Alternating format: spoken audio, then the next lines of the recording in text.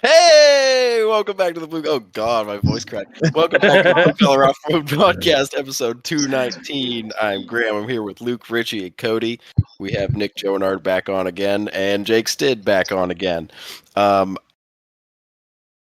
what are we talking about? I've been sick, so I haven't done it too much, but I just did a bunch of random shit today, and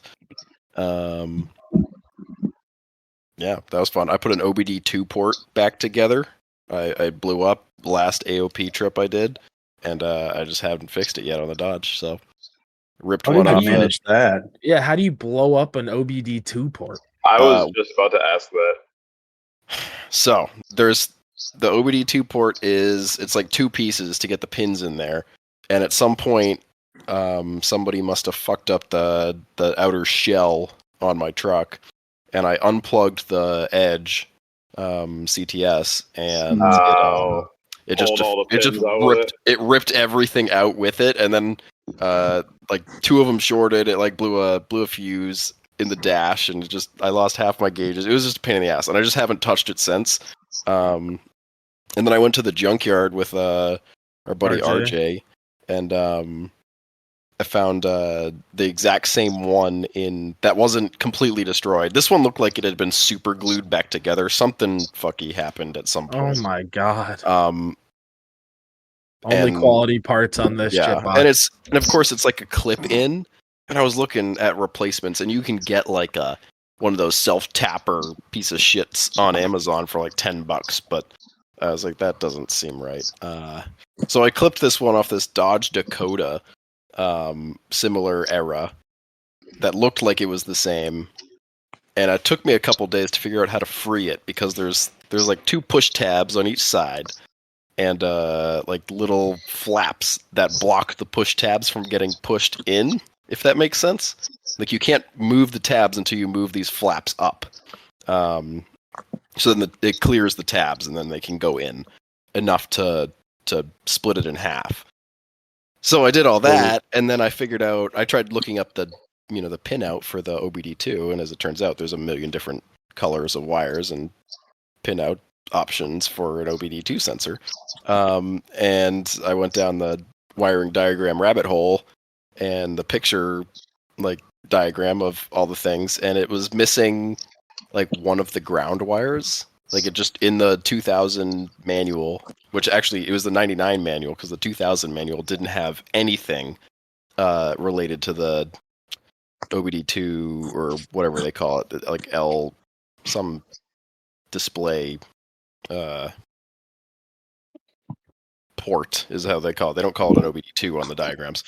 It had the black and tan wire, but it didn't have this black and green wire. It probably says BLC connector. Yeah, something like that. I don't know.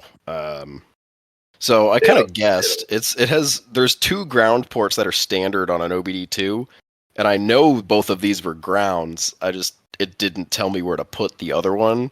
It's almost like it was implied or that it didn't exist. There was black and green wires other places in the wiring diagrams, just not to the OBD2.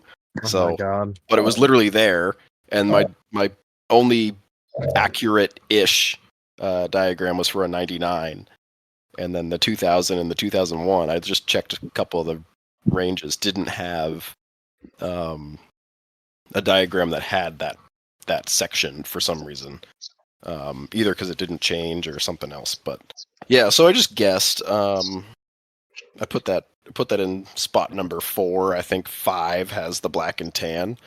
So if somebody's smarter than me and wants to tell me I'm going to blow up my fuses again, it won't be the first time, or probably not the last. Or just incinerate your edge. No, it'll be okay. I'll just return it. I'll return it. Yeah. It's Holly. They'll take it back. No questions asked. True. Yeah. My edge in my truck has been unfunctioning for half a year now, so that's cool. Well, that's useful. We should call Holly and have him take it back and give you a new one, because that's bullshit. They'll just give me a new one? For how they should. I don't know if they will. I can't tell you for sure, but yeah, it's like going to McDonald's, getting a bad cheeseburger, and hoping that they give you another one back because yeah, right.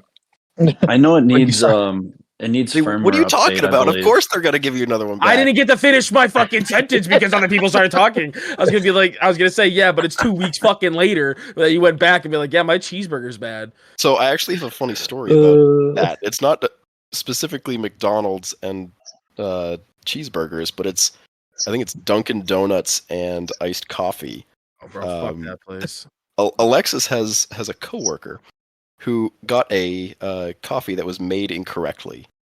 And he just goes up to the drive-thru and tells them that they made his coffee wrong earlier that day. It doesn't matter what Dunkin' Donuts. And at this point, I don't think it's even, like, obviously the coffee has been replaced. So you can just go and get a free coffee from Dunkin' Donuts if you're bold enough to basically say, hey, I got something from you guys earlier and it was the wrong thing.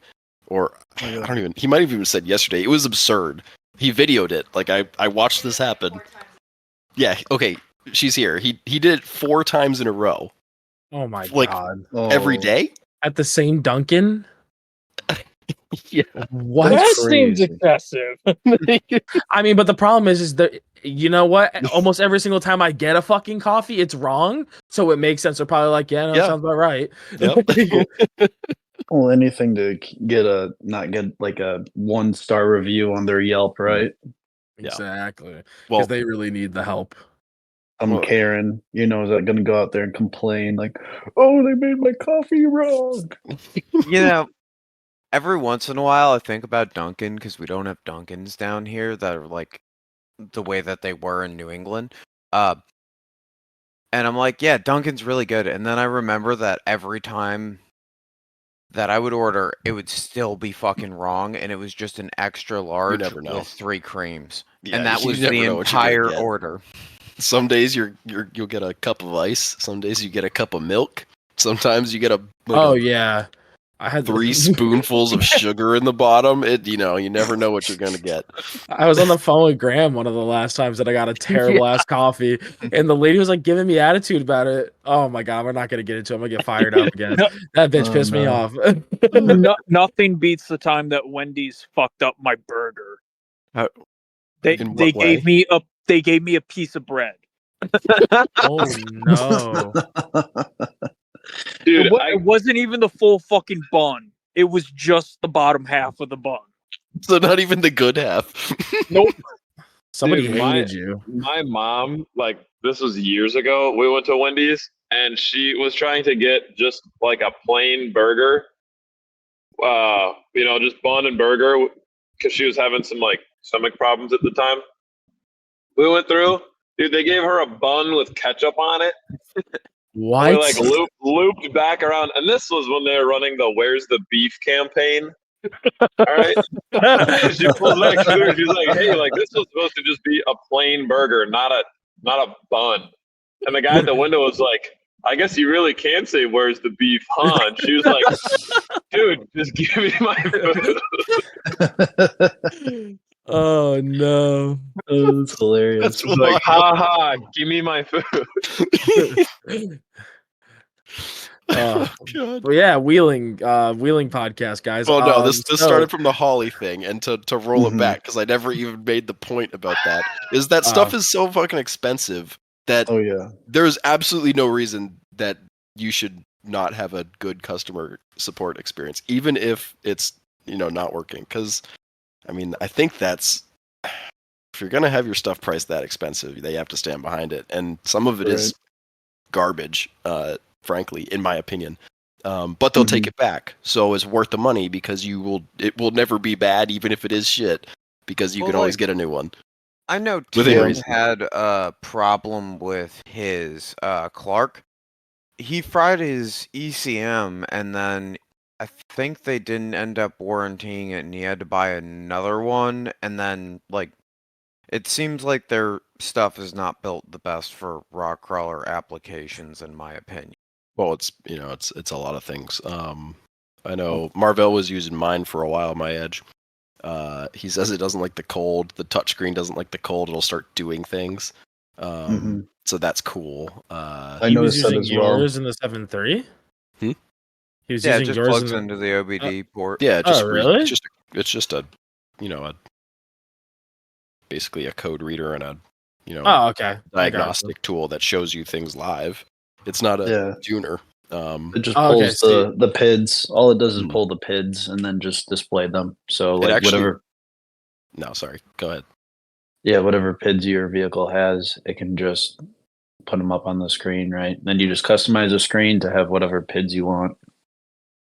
Yeah, and you can put other sensors to it. Like you can put an EGT sensor into it. You can put a fuel pressure and boost or whatever you want. You can accept a bunch. Now, every one of those extensions is like $300. It's some like ridiculous amount of money for essentially like a piece of plastic and 3 wires coming out of it. So yeah, the EGT one is rough. All of them are rough. It's just a lot of money for. Well, the EGT stuff is just not all that cheap. Like even if you go with glow shift stuff. No, but really what makes it expensive is the proprietary plugs they're using. That's what sucks about it. Yeah. It's just the 7-pin it's this like bulkhead fitting thing that they clip together, and in theory it's a good idea, but I'm looking at my truck trying to like rewire things and put the wires like away to make it not look like a complete rat's nest. And I'm like, where the fuck do I put this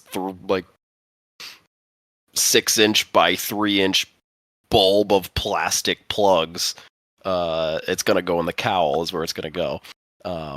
But yeah, it's just, I don't know. They're expensive.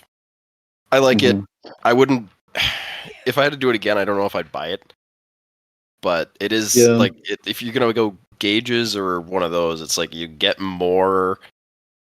Like I got stuff I didn't even expect to get on my truck, and my truck isn't even like a good candidate for it. I feel like there's not a ton of PIDs on the 2000 Dodges compared to like Marvell's truck. He could see what gear he was in on the transmission, all this other stuff that I couldn't see. Oh, what the fuck? That's actually kind of crazy. Yeah, he got a bunch of stuff on his. Mine doesn't do any of that. It's like basically just your normal things you read off the gauge, and then like transmission temp. It did have a PID for that actually, which surprised me because it wasn't on the cluster.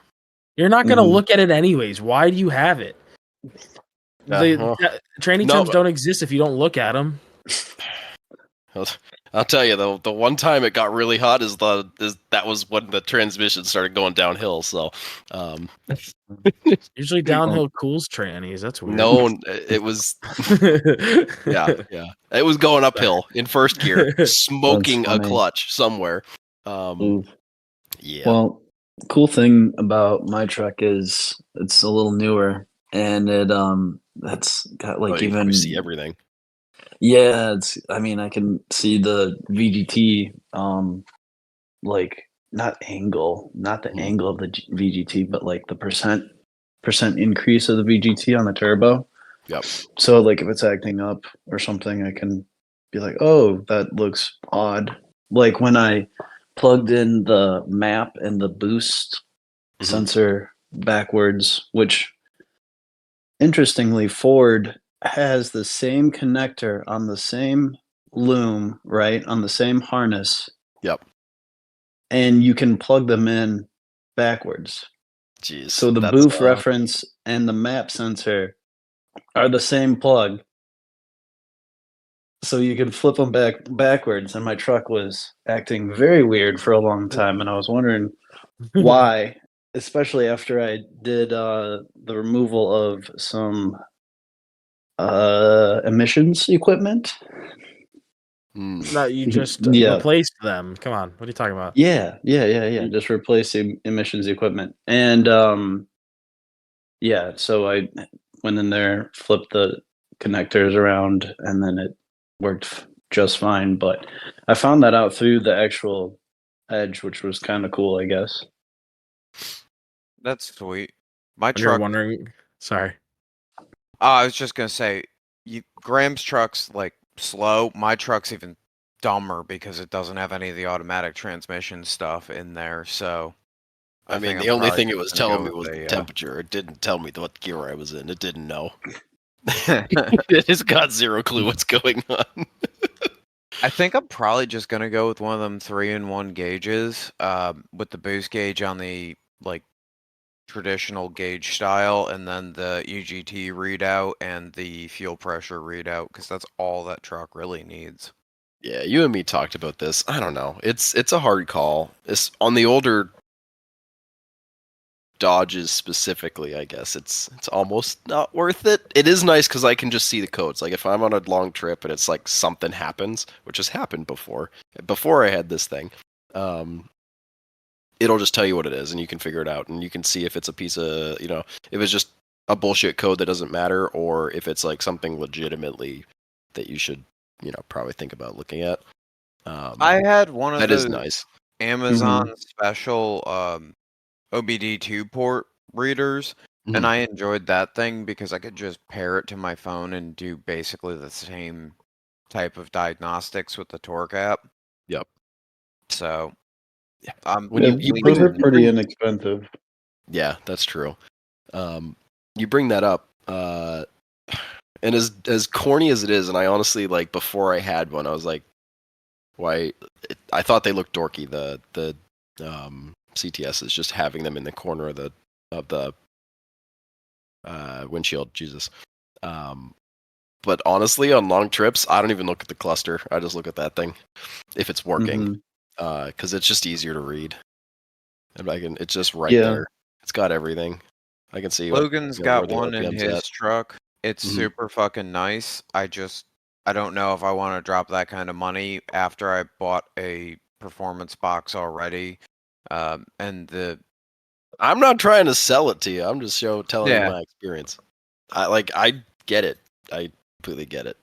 I'm just counter bantering at this point.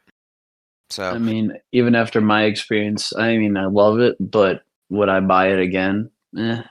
Probably not. I feel like that's everyone's experience with the thing, unfortunately. Yeah, sadly. And that's why I think their help desk probably gets a lot of emails.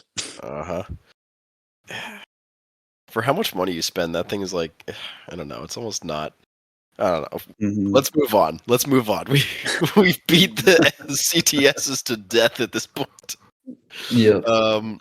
Well, Winterfest happened, so I think that. How was that? Cool I keep seeing stuff on my Facebook and Instagram of that trip. Well, I think Nick can probably talk the most about it because he actually brought his rig. Oh, you were there though? Oh yeah, yep. Okay. I went. He rode with Kurt. Oh yeah. Oh, Curtis. Oh, Curtis actually wheeled? Yeah, he did. Took his Jeep too. Wow, that's impressive. Yeah. He's done for the year then, right? Probably after AOP. No, he's not going to ski. What? Yeah, no, he's not going. He's not going to the meet and beat. He's not going to the meet and beat, but he's going to go to the web wheelers. Why did I? This is what we talked about it. I don't know. He talked about it multiple times. What night did we talk about that? Ooh, was that Friday night? I think we got into it. We were talking about things that he's going to do this year, trips that he's going to go on. I definitely don't remember a large portion of most of the nights. Yeah. Gonna be honest. The 1 a.m. sleeping on the couch for every single night. Yeah. Well, when everyone else would show up at like 12:30, but just walk in the door, bring the JBL blasting Fetty Wap, dude. Yeah. Fucking cornball. Why can we not let that song die? Come on now, please. I have no idea. Dude, it was dead for 10 years. And then it just came back from the fucking dead. Came back from the grave, dude. It's just a meme now. That's all it is. The question is Trail Trash ever going to come back from the dead? That's the real question. That's a fantastic question. Well, John had the rig out last weekend, I thought. Yeah. No, I need a video. Eddie White. There was Instagram content, so like that's a start. And that's like me going to a wheeling event, but me walking. It's not that cool, all right? You know. It would be cool to see videos again. That's what you do every time. I do. Exactly. That's why I'm making fun of him. because they tried to come at me. So fuck those guys. Just wheel. Yeah, you're right. I'm working on it. All right, jeez. Didn't you, dude? I wheeled over the weekend. I was just about to say, didn't I see that you guys were wheeling this past weekend? Yeah, that was. Yeah. I wheeled. Those Winterfest, Naxtra Winterfest, the yearly ordeal. Oh, I didn't realize that's what it was. What? We were on the phone with Luke, and the stickies were sticking. I just need to air them down more. I was running like 12 psi just to, it's the Badlands. It's nothing crazy. Yeah. I guess my rig just is fat. I was able to go up like everything on 12 psi with like minimal tire bulge, and then being aired down. Yeah, but you're used to working it with minimal bulge, so you got. I am, yeah. But no, in reality, though, I bet your rig's just way light. I mean, I guess is it that much lighter? Not really, probably, right? I don't know. I'm gonna find out before long. I'm gonna try and weigh it sometime soon. Yeah, I gotta drag mine over to it's gotta escape Logan's place. It keeps getting broken and thrown in the barn and forgotten about while I fix other things. But yeah, I gotta drag it down the road and put it on the scale at the scrapyard. Yeah, I'm really curious to see what mine is. I'm also curious. I'm also curious as well. I have less sheet metal and a little less tube, but I carry the spare tire in the back, which not that that's very heavy. It's like 130, 140 pounds. Mm-hmm. Yeah, but that shit adds up. Yeah, but like I have a little bit less, and I'm not even saying that it's like a large amount of axle weight difference with the 9s. Mm-hmm. There's like a small amount of weight difference in the 9s. Yeah, because you're still running the normal Super Duty brakes and knuckles and everything, right? Yeah. The rear's got like the classic Chevy brakes, like the K20 brakes or whatever they are. Okay. On the rear axle and those calipers, like the JB6 calipers. Okay. But the front is the normal Super Duty everything. Shafts, knuckles. That's heavy. That's like and all that. 400 pounds or more right there. They're heavy as sin. So it's like the only real difference is like the centered chunk difference, because the 9 inches, I mean the actual like diff housing, and then the 9-inch chunk is a little lighter than like a Dana 60 pumpkin. Yep. So there's that. But then the rear, I've definitely got some weight difference in the rear compared to like a Sterling or a 14 bolt. Yeah, I would definitely agree with that, and you get better clearance out of it too. So there's definitely that, but like otherwise, there's not. I would venture to bet that the difference in weight between the rear axle and the front axle is equivalent to like my spare tire, which is like 140 pounds. Mm-hmm. Yeah, I was gonna say the same. I think it'd be interesting to see what the like 4-corner weight of yours is compared to, a regular Super Duty. A regular, yeah. That's what I'm curious to see. It feels pretty balanced, just in the seat,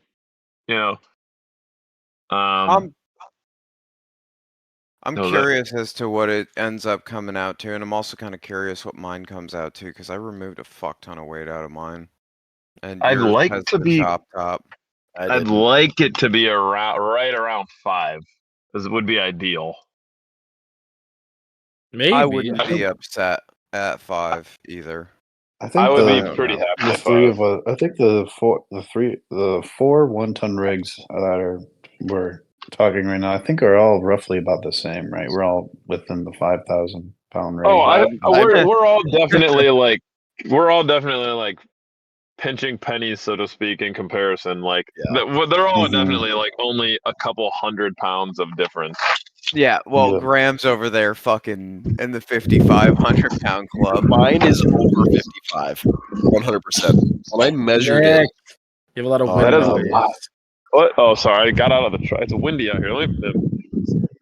When I last measured mine, it was on the Dana 50 and 37. Now it did have a spare tire in the back, because we were putting it on a trailer, and I needed to have It won't let me mute it. It literally. The Midwestern winds be blowing. When I waited that time, I think it was. I want to say it was. Do I say 57? I think it was 57. It was heavy. It blew my expectations away. I don't know where it all came from, but it's probably, just the full. The fuck are you? Were you listening to something now? There, yeah. Mute yourself. I just muted him. He didn't mute himself. Yeah. So mine was fucking heavy, but I don't know what it is now. I haven't made it any lighter though. I mean, I cut some sheet metal out and added more tube to the front. This is before I did any of that. It had the 205. Heavy. Yeah. So it's heavy. Very heavy. It's probably close to 6. Yeah, I could imagine. I could imagine it would be pretty close to 6 now. 6? You guys really think 6? I wouldn't be Holy shocked. shit! Yeah, mine. There's mine a lot of mine was fucking less. tube in his. Yeah. Well, I mean, I think it's tube and just everything else. That's just what it comes down to. What's his face? Why can't I remember his name? Mark Nibs? No, Silver XJ. Nick LeBlanc. Nick? Oh, Nick LeBlanc. Yeah. I think his is in that same area. He's usually floating around in the general. If you want to ping him and ask him what his Jeep weighs. Dude, I don't know why my dude now it lets me unmute. Sorry, I got home. My mom was on the phone. Yeah, I'd interrupt. I think all the silver extra is just way more. It's the silver paint. It's lead. It's not silver. The Silver XJ is way more. Yep. Orange hatch for weight reduction. You need an orange header panel to go with the orange hatch. No. Yes. I have Yes, multiple you do. silver ones. Well, find me one that people don't want stupid money for. I bet I could find one in the old Michigan dumpster fire out here. If you find a 97 and up header that I don't really care what color it is, it's getting special. I have a red one. Maroon. Do you- ready to go. Richie was supposed to bring. Oh fuck! I've got that. Yeah, I want the broken in half one. That's meant. That would be mine on my Jeep right now when I get it off for my gold panels. The one Richie gave me is fucking mint, and I don't want to chop it up. Don't just chop it up. Yeah, just chop it. Yeah, they're dime a dozen. The mint ones are the ones you want to chop up. I have a plastic one of the eBay specials. Oh, that's weird. I didn't That's realize. cool. At least you could ones. plastic weld it back together. Oh yeah, that's actually probably cool. better. Yeah, that's probably better. Yeah, the fiberglass. What are you talking about? I think fiberglass is probably easier to work with than plastic if you're cutting. Yeah, it but then you have to together. do things too. You'd have to get more fiberglass. I know. You got to do stuff. Yeah, but if you had, what I'm saying is compared to plastic welding, that doesn't take much effort at all. Yeah, but it's easier to if you were trying to do body work, it doesn't matter because realistically nobody's doing that. No, it's drift stitches, just like I did on. That's my header panels held together by. Yeah, my header panel just shit the bed. It was in 4 fucking pieces when it. You guys are trying to keep your header panels together.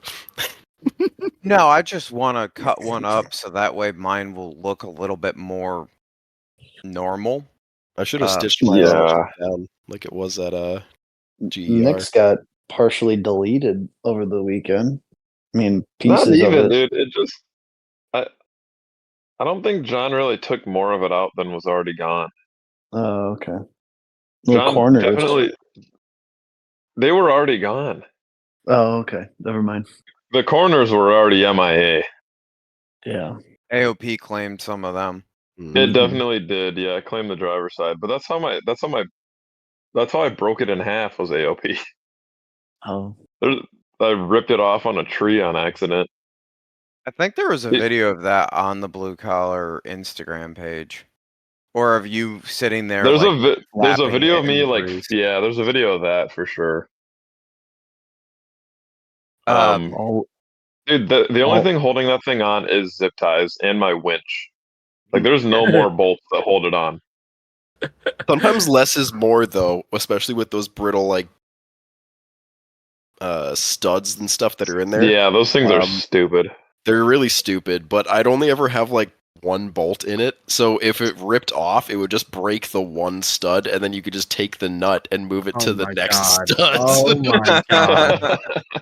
Yeah, It's not a it bad just makes idea, sense. It's the same thing with the taillights too. I'd only put one bolt in the taillight, so then when it rips off, it only breaks one tab ideally, and you can take the bolt and move it to the next hole. So you're not blowing. Like if you want to keep it looking full bodied, that's the way to do it. Is just half-ass your shit and only put one or two bolts in, so you don't break every fastener flange off when it does get hit. Mine's big just grain got energy. no Thinking with the noodle there. Yeah. Mine has no fasteners, and the winch control box wires go through the grill. So like the grill is just attached to my winch, and then there's like I think I have 2 zip ties on each side behind the headlight that hold it to my cage. Yeah, that works too. Yeah, mine just gets crushed on the tubes, and then it eventually falls off. That's what happens to mine. My still has. Oh, what? Sorry, I was just gonna ask Graham if he's ever planning on actually hard mounting like lights to the front of that thing, or is it always going to be a half-ass trail fix before night wheeling? At this rate, right now, it's still in half-ass trail fix mode. I do not have the time to spend on it. And I don't know. We'll see what happens. I still gotta finish the Dodge. I just gotta drop a bunch of money on that. I'm just waiting to do that. Then we're doing a cage on Ryan's Bronco. Oh, can we He's discuss stripped it. that? He's stripped the fenders and everything off, so now we just have to do the tube work. But I have to finish the Dodge first, so it's like pressure's on for that. I have to do a motor swap in a YJ, motor and transmission swap in a YJ. Oh my god! And then I can look at the Jeep, assuming nothing else blows up. The J20 is out of oil right now, so that could potentially also throw a wrench in my plans. Was your? I was wondering why it was like ticking a little bit. It wasn't leaking. I was parked at the shop and I was like, oh shit, it's not leaking. That's cool. Bad sign. No. Yeah, I was on my way home and I was like, oh, what's that noise? I thought it was an exhaust leak. And then I looked at the gauge, and the gauge is like never accurate anyways, but it's at like 0, and I'm like, oh, that's probably it. And then you give it some gas and it comes back, the oil pressure comes back. Oh no. And I checked it when I got home. It is in fact not on the dipstick, so it is low. I don't know if it's not out because it didn't seize up on me. It's like a 30-minute drive home, but yeah, so I gotta do that. That thing's still fucking me. So I got like 4 things that need to happen, and then I can maybe look at the Jeep. So, but the Jeep still runs and drives and moves. Stops maybe, but it does those things. Maybe it's crazy. It's a manual. I don't need it to stop. You're right. I mean, the funny part is you have to do all of this within a month. Like that's pretty cool. Mm-hmm. Yeah, don't remind me. So what's in a month? Wait, what's in a month? Just wheelie season in general. I'm just giving him a false, deadline just to make myself May start. I don't know if the meet and beat is happening for. I would love to, but I just don't know, like project wise or financially, if it makes any sense. Like if I don't have a Jeep that is like worth bringing there, like it was last year, that was a whole shit show. I'm glad I went, but I wish I was a little more prepared. Like it just. We'll see. A lot can happen in a month.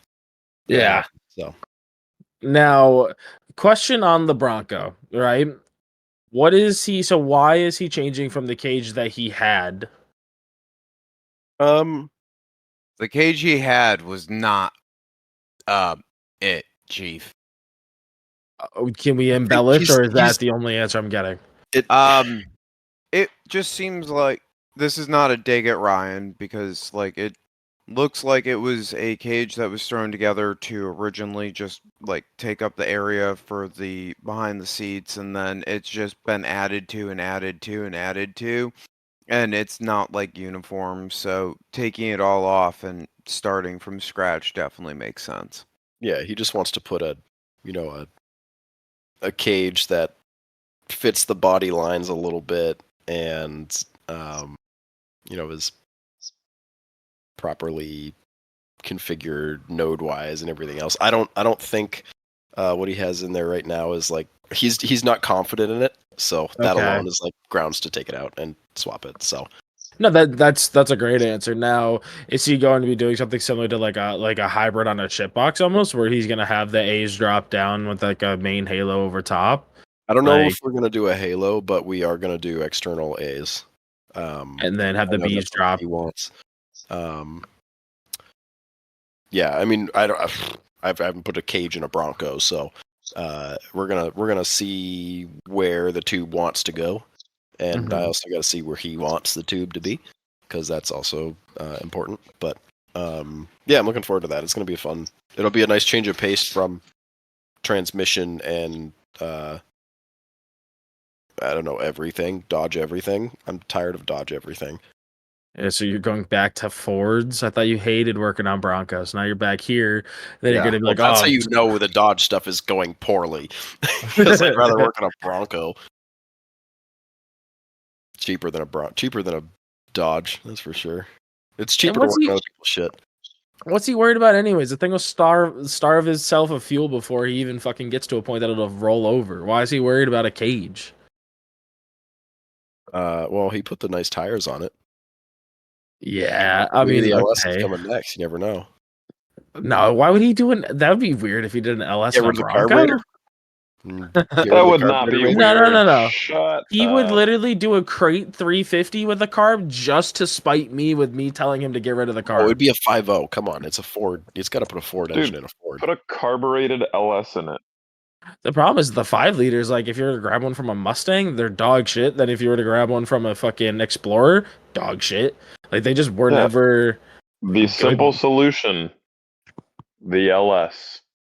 Yeah. If you want power, reliable that's what power. I ended up running into because I had the 5.0 and like it's a very compact little package. You drop a couple $1,000 into it and like it's a stout little engine, but fuck, I just dropped a couple of bucks into a stout little engine that I could have dropped into a bone stock LS, making the same fucking horsepower. That was easier to install.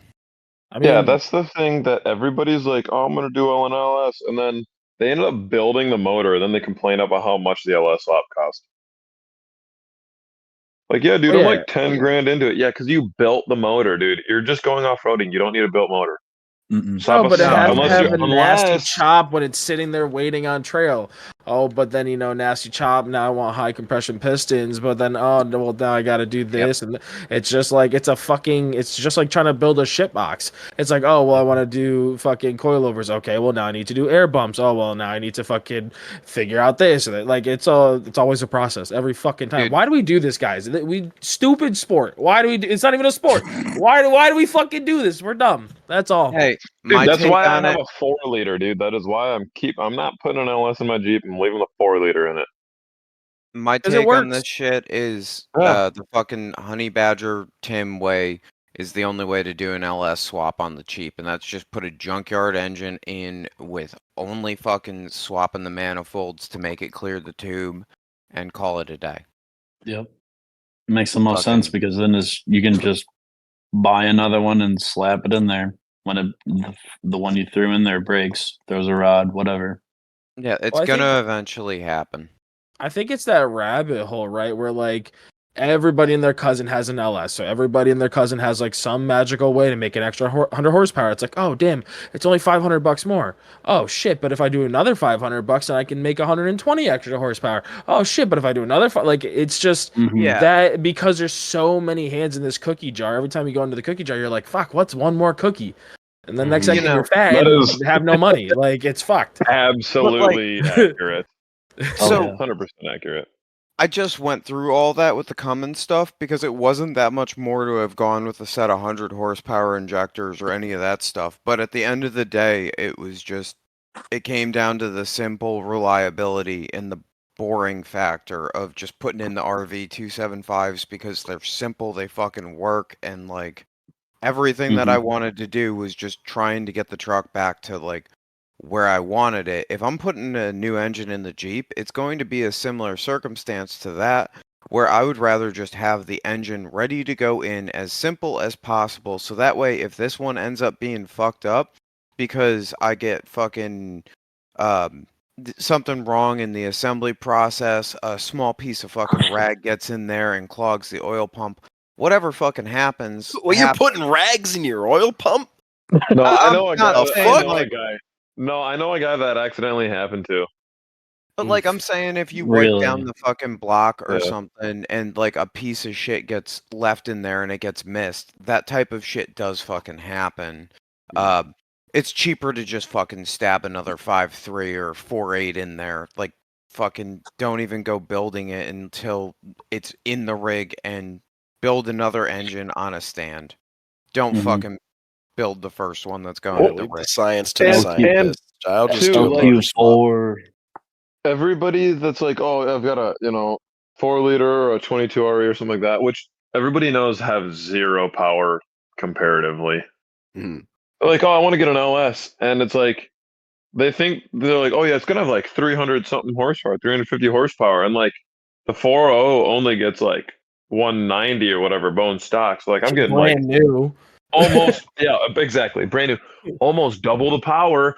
But then they're like, so I'm going to get like double the power. Dude, you're not actually getting double the power because the amount of power loss to the wheels. Yeah. Because they're like, dude, I want to have 400 horsepower. If you want actually to have 400 horsepower, you need like an 800 horsepower motor. Yep. Especially if you're running 43s with all the gearing and shit. Like, no, seriously, like there's like around a 50% powertrain loss by the time you get into the wheels and what we drive. I think in horsepower ratings, but in torque, I feel like it's way more. Oh yeah, you'll definitely have good torque, but like just the number, because everybody, and this is the one thing that I saw, and it always annoys me from when I worked at the race shop, is that everybody just cares about the numbers. They just want like the dyno chart. So it's like everybody wants to be able to do. So that's where the rabbit hole comes in, because it's like, well, dude, I got my rig, I'm on tons, I'm on 40s. Now I gotta have this big ass motor to show off to everybody else, because like they all have tons of 40s too, or tons of 43s. So like I gotta have the big motor, like one up. So it's like I might as well just. Yeah, no, now, that's not what it feels like now as like a 4.0 dude hanging out with some of you fuckers who have not. I was Waltz. I don't think anybody in the Waltz has an LS, but like you look at all the trail trash guys, and they've all got LSs, and like. I could be wrong, dude. And even all of Runs Prime is starting to throw LSs and stuff. Yeah, no, they are. That's a good point. I'm putting LSs and everything, and I'm like, dude, the only person I think realistically in the Waltz that, I mean, Brandon has an LS in his race rig. Yep. Well, that's different. But that makes sense because he was racing it. Mm-hmm. So, like, besides that, Frankie has a small block 350 with a cam, and that's like the closest. Small block, brother, small block. It has 8 cylinders. There's a big difference still. Because otherwise, the police Jeep has a 4.0. I've got a 4.0. Jake's got a 4.0. The pirate ship has a 360. Yeah, 360 in it. Yeah, Jesus, 360. That's no better. That's actually like 360. I'd take a 4.0 over a 360. John's got a 4.0 in his Jeep. Mm-hmm. Yeah. Luke Kennedy has a 4.0. Oh, Daddy has a LS. Daddy's the only one. He doesn't wheel with us because he lives in Colorado. Yeah, true, but that's Daddy. Well, Justin has a 360 in his CJ. Justin Hale. Yeah. Oh, then he has that XJ that's LS swap now. He did, but that's like a street Jeep. It's still all stock motors, is what I'm hearing. All in all, it's like whatever the vehicle came whatever the vehicle came with for a motor is like everybody kept. Now, yes, But like, think about it this way though. Like, if let's say there was a cheap, quote unquote cheap, an easy way for us 4-liter guys to make more power, we all would have fucking done it. Like, we know that for a damn fucking fact. If it was like, oh, throw this cam, throw this, do this, and you could actually make 60 extra horsepower, oh, we all would have fucking done it. So I guess it makes sense, right? You start looking into the LS swap, and then you're like, damn, like, oh, if I do this, then I can raise my rev limiter up to fucking 7,300, and the next second it's like, I don't buy into that. You find a junkyard LS that hopefully you knew ran, and you just put it in. It's yes, but you know this because of all these people doing these dumb things. But if they're like, oh, quick and easy, reliable power, then they're doing it. But also they're running 43s. They want high horsepower shit for like that style of wheeling. We don't do that style of wheeling often around here, so there's no need for high horsepower. No, but it is nice to have a little more like. Maybe it's just because I'm running junky 4.0s, but like if I'm gonna run a junky motor, you need a motor that like overall makes a little more power. Is what I've learned with the junkyard 4.0s. My original 4.0 made more power than either of the two motors that have been in it after that. It's yeah. So I feel like you need to just set up nitrous on like that is also an option. We could just do that. That's probably cheaper than an LS. Dude, that's what Gaddy did. Gaddy Terry. He just had that's right. The dark green. Well, he used to have dark green Cherokee. Rip and he pancaked that thing, right? Yeah, he did. But he used to run like a 150 shot in that thing. Okay, that's aggressive. On a 4.0? Fuck, there's no need. Oh yeah, maybe it was a 100. It might have been a 100 shot, but it was like either a way, pretty solid aggressive shot of nitrous. But for like Graham's case, like all he would need is like a 50 shot. Like, because what Graham's having for an issue with power is a like initial start power, and then like at top end, which is when nitrous is healthy for an engine, anyways. Because it's not like you want to rip it at like from 800 RPM and hope it hit 2,500. No. You slap that shit in at like at the tippity top of like 4,700, just as you're about the top. Where yours kind of falls off and sounds like a retard. Like where like it literally sounds like a retard drooling on itself, going, Dude, you know what I mean? Like, just screams. Yeah, that was Curtis's Jeep over the weekend, dude. Yeah, it's getting sad. That thing just sounds like it's floating Curtis's away. like smacked off the limiter like 2 times, and then just sounded like it was floating valves. Yeah. Oh, it was so bad. It sounded like a really bad VTEC. Now I want that shit to sound like Nigel Thornberry shit, like you know what I'm saying? Like that's what I want. Give that shit some nitrous and let it rip. Trey's motor sounds about like that. Trey's got a 4.6 stroker with a supercharger on it. Oh baby, and that thing is rowdy. I rode in that thing over the weekend, and I can confirm that it is extremely rowdy. Now, I would imagine it's mildly rowdy to extremely rowdy. My problem is, by the time that I've dropped that much fucking money into it, the fucking junkyard LS is not that fucking far away. No, so for him, if you got the deal that he got, you would have done it too. He got a full stroker that had never been ran, aluminum 4-liter head, like the Edelbrock aluminum head. Oh, what the fuck? Like roller rocker, the whole 9 yards for like $1,800. Oh my god, that's killer! Yeah, all day long. And he already had the supercharger set up because he had been running the supercharger setup on his stock 4.0. Gotcha. That's cool. So like when you buy a completely built motor that like the head alone is like probably $1,000, and you buy the whole thing for $1,800. Yeah. You can't go wrong there. And his old motor had like several broken piston skirts, and he found a bunch of motor parts in parts of the motor that it shouldn't have been. Love it. So I thought that's just normal for a 4-liter. It's normal for your 4 liters, Luke. Yeah. Mm-hmm. Mine my 4-liter has seen way too much boost. Oh, it definitely has. Yeah. Before, when Kyle was putting the turbo kit on, that Boost Works manifold and the Cummins turbo, I think it was the H. Someone help me. HX HX something. I don't know. Probably a 35. It was a Cummins turbo, right? 35. Yeah. It was a Cummins turbo, yeah. Yeah, so HS 35. And that manifold, being that it only had the wastegate on the first cylinder and a half, I'd say. What?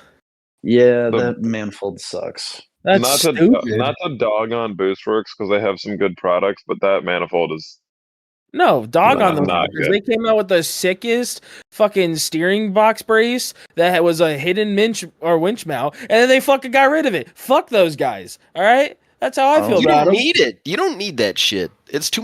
What do they want for it? It was too much money. It was a good idea, but it was too much. Yeah, but if you buy the actual, did that just cut the entire front core support out? No, I mean the front. Yeah. Like you do that anyways. You just cut that shit out, and you already have I don't know. Everybody talks about the Iron Man off-road brace being the best one, but I don't think it is. It's just a piece of metal. It just needs to be cut in the right spots. Come on now. Dude, you know what the best brace is? The best brace is full hydro, so you don't even need a brace. Yeah. I'm in that camp. Yeah, that's too rich for me, boys. Sorry. Dude, I'll sell you a Dana 30 that's set up for full hydro. Honestly, I was contemplating. Okay, so I know it sounds stupid, but I actually was considering talking with you about how much you wanted for that beefcake of a fucking axle. Dude, not a lot, because it's been sitting in my barn for like a year and a half. Still have the promos? No, it's got CV, the ZJ CVs in it. But... Oh, ew. Okay, but I mean, I'll just replace those. Talk to me. We'll figure something out. But I do not want to take a trip to fucking Indiana, wherever the fuck you are. I'll bring it to. You going to AOP? No, I already decided no, because it's either this year is wasting more money on another trip that I'm just gonna stand around taking pictures. No, I'm good. Guess what? I'm moving to Louisville after AOP. So. Oh yeah, sweet. So it's just actually probably maybe an hour closer, maybe. I don't know. The thing is, if he's in Louisville or however, like if I bring it down there and get it to Luke can get it to you at the. Yeah, I can get it to Web Wheelers. I got Venmo, so I can send you the money whenever. Yeah. All right, fuck. We'll talk about it. We'll figure something out. Okay, I'm down. Hydro 30. You might have to redo a couple amounts on it, but. Oh, and Nick LeBlanc just responded and said 5,700 on his weight. Hefty unit. Yeah, those USDs aren't light. But that thing does have a healthy as fuck 6-liter in it. Oh, absolutely. Yeah, that 6-liter makes glorious noises as well as the Glizzy God. Brother, Mr. Brad. Brad. The best part is if you don't know anything about Brad, that is a wild statement. But like, if you know for 20 minutes, you know the baseline of that story. Dude, this man sent a Snapchat. Yeah, that too. This man sent a Snapchat to the group of 4 dogs just lined up in bags. I don't even know why. God. But he loves his in bags. Yeah, there was. I don't know. Yeah, just hot dogs. Dude, he eats an insane amount of hot dogs. Richie, come on, get with the program, dude. He's Glizzy Gobbler. Glizzy. All right, so Winterfest. We talked about it for like 20 seconds here. The whole point of having you guys on was to talk about this fucker. We've made fun of Curtis, which is like important because fuck Curtis. Well, hold on. Curtis went. I will give him props there, but that's it. That's all he gets. But like props from you for going wheeling to him is like kind of confusing to figure out. Okay, Jesus Christ. Yeah, I'll maybe throw in stones from a glass house, but it's okay. The glass house is already broken from all you dickheads, so I'm just outside. I'm just outside. There's no glass house anymore. We outside. We outside. But sorry, Cody, I couldn't resist. Oh, dude, don't say sorry. I don't give a fuck, man. I love it. What do you think? I hang out with you guys because I don't like you? Come on, I like this shit. It's fun. Now, how was it? Was it freezing? Was it decent? Was there traction? What's the word? It was pretty solid out actually. I think the highest it was 50 degrees on Saturday. not the worst. That's but it not was bad about at all. 40 to 50 average during the day. The nights were a little cooler, a little in the 30s, lower 30s. But that's why we got a cabin. We rented a cabin, which I have done every other year besides last year. The year that I slept in the bed of a Comanche. Yeah, that was Jake's entrance to being a Walt, and also Sarah's entrance to any wheeling trip actually. So she survived that, so she's been great. But so this year she got to be in the cabin with me. Yeah, you have to survive sleeping in the bed of a Comanche first. That's how it works. So Jake slept in the bed of the Comanche last year. And last year Sarah and I slept in my rooftop tent, and it was like 30 degrees out. Oh yeah, okay. So this year we did the cabin. I had the actual rig. I just bought some new PRPs. Got some comp elites. Heated? Yes. There you go. So she got because we had been talking about it and a while ago, and I was like, oh, I'm gonna do heated seats, and then I realized that PRP does the red and black plaid in the seats now, and I was like, all right, cool. So I sold my old seats to Frankie's brother Devin. Yep. And I was like, dude, I'll do the heated seats too. So I got the heated seats. I got a real good discount through work. Those seats are so much more comfortable. Yeah, and now I'm convinced I need seats. They are very, very comfortable seats. And the heated seats were really nice because Sarah was cold last year. Oh yeah, I could never downgrade to not heated seats because I would the passenger would not be pleased. Yes. You have heated seats, Graham? Yeah. Thank God I do, because the heat is questionable. It works sometimes, but I've put a lot of head gasket in a bottle in that thing.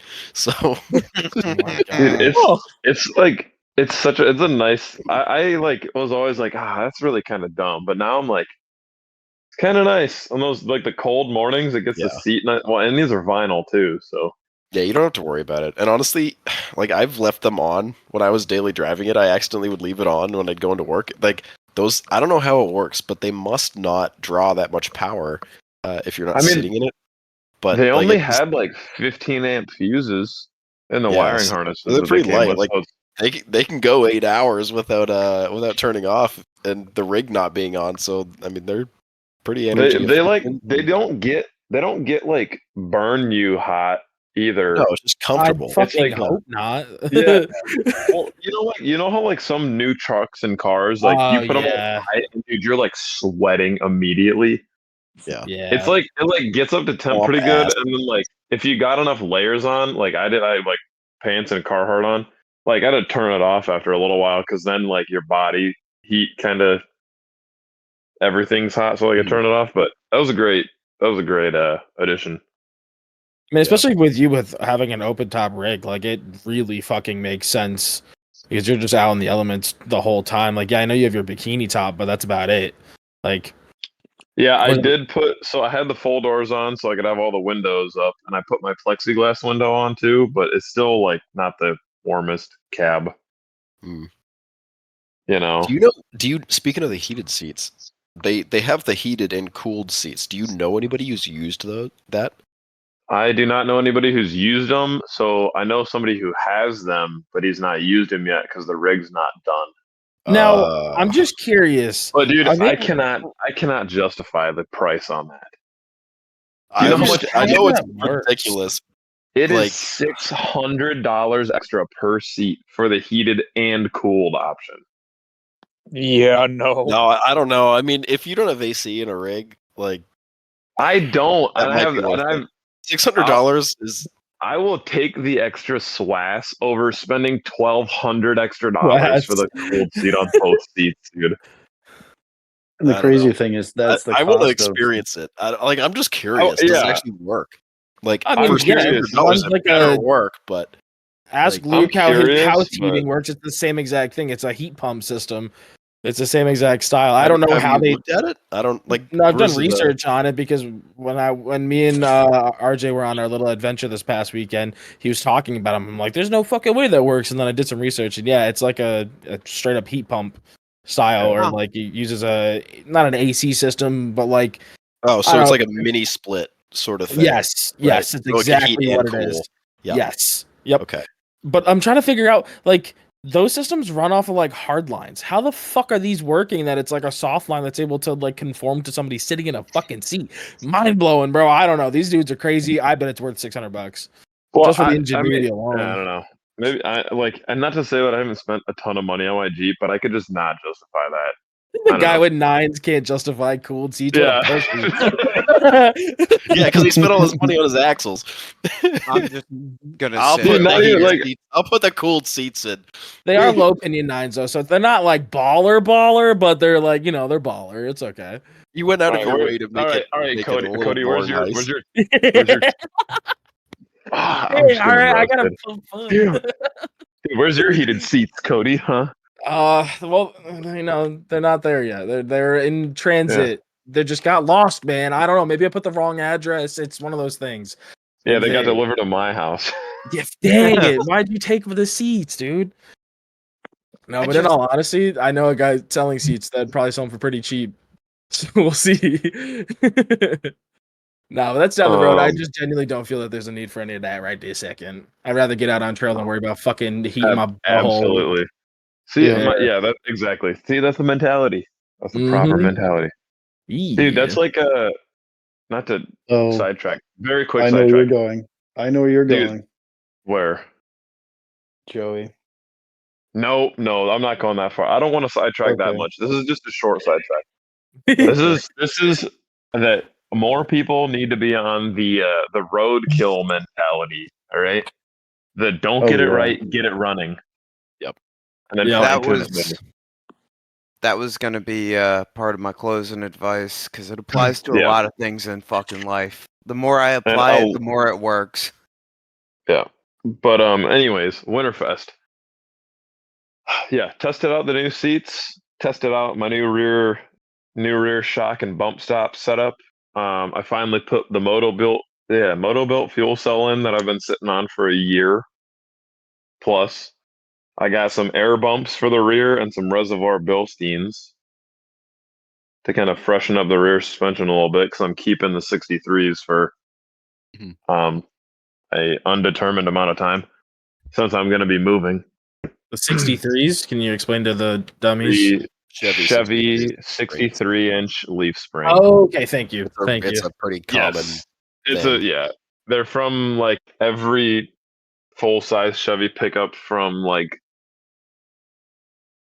I don't even know how long ago up until now. Like that's because they're 63 inches eyelet to eyelet on the bushings. And that gives you like a 2-inch stretch, or is it? They give more. It's like in my Cherokee, it's like an 8 or 9 inch stretch. Holy fuck! In the rear, because the pin is centered. So you got whatever half of that is. I don't know, math. Hard. That's hard. But yeah, so you get like an 8 or 9 inch. I don't remember. It was one of the two. 8 or 9 inches. 31.5 inches to the center. As opposed to a Cherokee Leaf being. I don't remember what the split is on a Cherokee. I think they're 24 and 26 or something like that. Yeah. So a lot of the rigs that you see with the shackles hanging off the rear bumper have 63s in them. Gotcha. Okay. Cherokee. That's where that comes from. It just because of the location and the length of them, they free up a shit ton of travel, so you can pull like 16 plus inches of travel out of them if you want to. Dude, depending on how your shackles are set up. Nick just sent me photos of his seats, bro. The plaid, come on. Have you not seen them? No, do you live under a rock? I haven't looked. He probably posted them on Facebook. I don't really go on Facebook. I posted them on Facebook. Yeah. I don't really look at Instagram, or I only really look at Instagram. I don't really look at Facebook. But dude, that looks good. That looks really good. They do. They're nice seats. Had to go hard with them. Do you think they're comfier than the Premiers or whatever the other seats you had were? I had the daily drivers before. Oh, okay. But they're similar. I mean, the only difference is just they're not the bolsters on the. So, well, the comp elites have like a gigantic pad for the entire butt. Yeah, I know they're like way different. Yeah. At some point, well, next time I see a set of them, I just have to sit in them. I'll just because I sat in quite a few. Like all of the Missouri boys have either comp elites or the alphas. No, not the alphas. It's the other one. The premieres. No. What's the one Curtis has? Yeah. I have no idea. He's got those goofy things, doesn't he? Unless he changed them. Whichever one that is, I can't think of the name right now. But it's either they have comp elites or those ones. And those two are similar seats where they have like a giant butt cushion that it has Velcro that holds it down onto the actual seat frame. But it's like that extra cushioning compared to because these seats, my like physical body seating position, because I did not move the mounts, like the 4-bolt mounting brackets that I did not move those, put the seats in. I physically sit probably 2 inches higher than I did before. Just because the amount of padding that's in the bottom of these seats. Oh, okay. Which is fine because my daily drivers, I slammed them to the floor like 2 inches lower than a factory seat. So now I'm sitting like at a factory seat height level again. Which I'm not complaining about. Does it give you more space or less space, like the factory height? I think it's nice because, especially now that I have the full doors back on again, it was really hard to see out of the full doors with my seats being lowered 2 inches. So now I can actually kind of see out of them pretty well again. Oh yeah, good shit. So I have better visibility. But yeah, I did How a far quick is release. Your head from the I got ceiling? like oh, that's right. You don't have a ceiling. Never mind. You have a but the roof bars, the inside of my roof bar, like the lower side of the roof cage of the cage bars, is like the same height as the inside of a Cherokee roof. Gotcha. Okay. And there's one that goes right over my head, from the center to the A-pillar corner.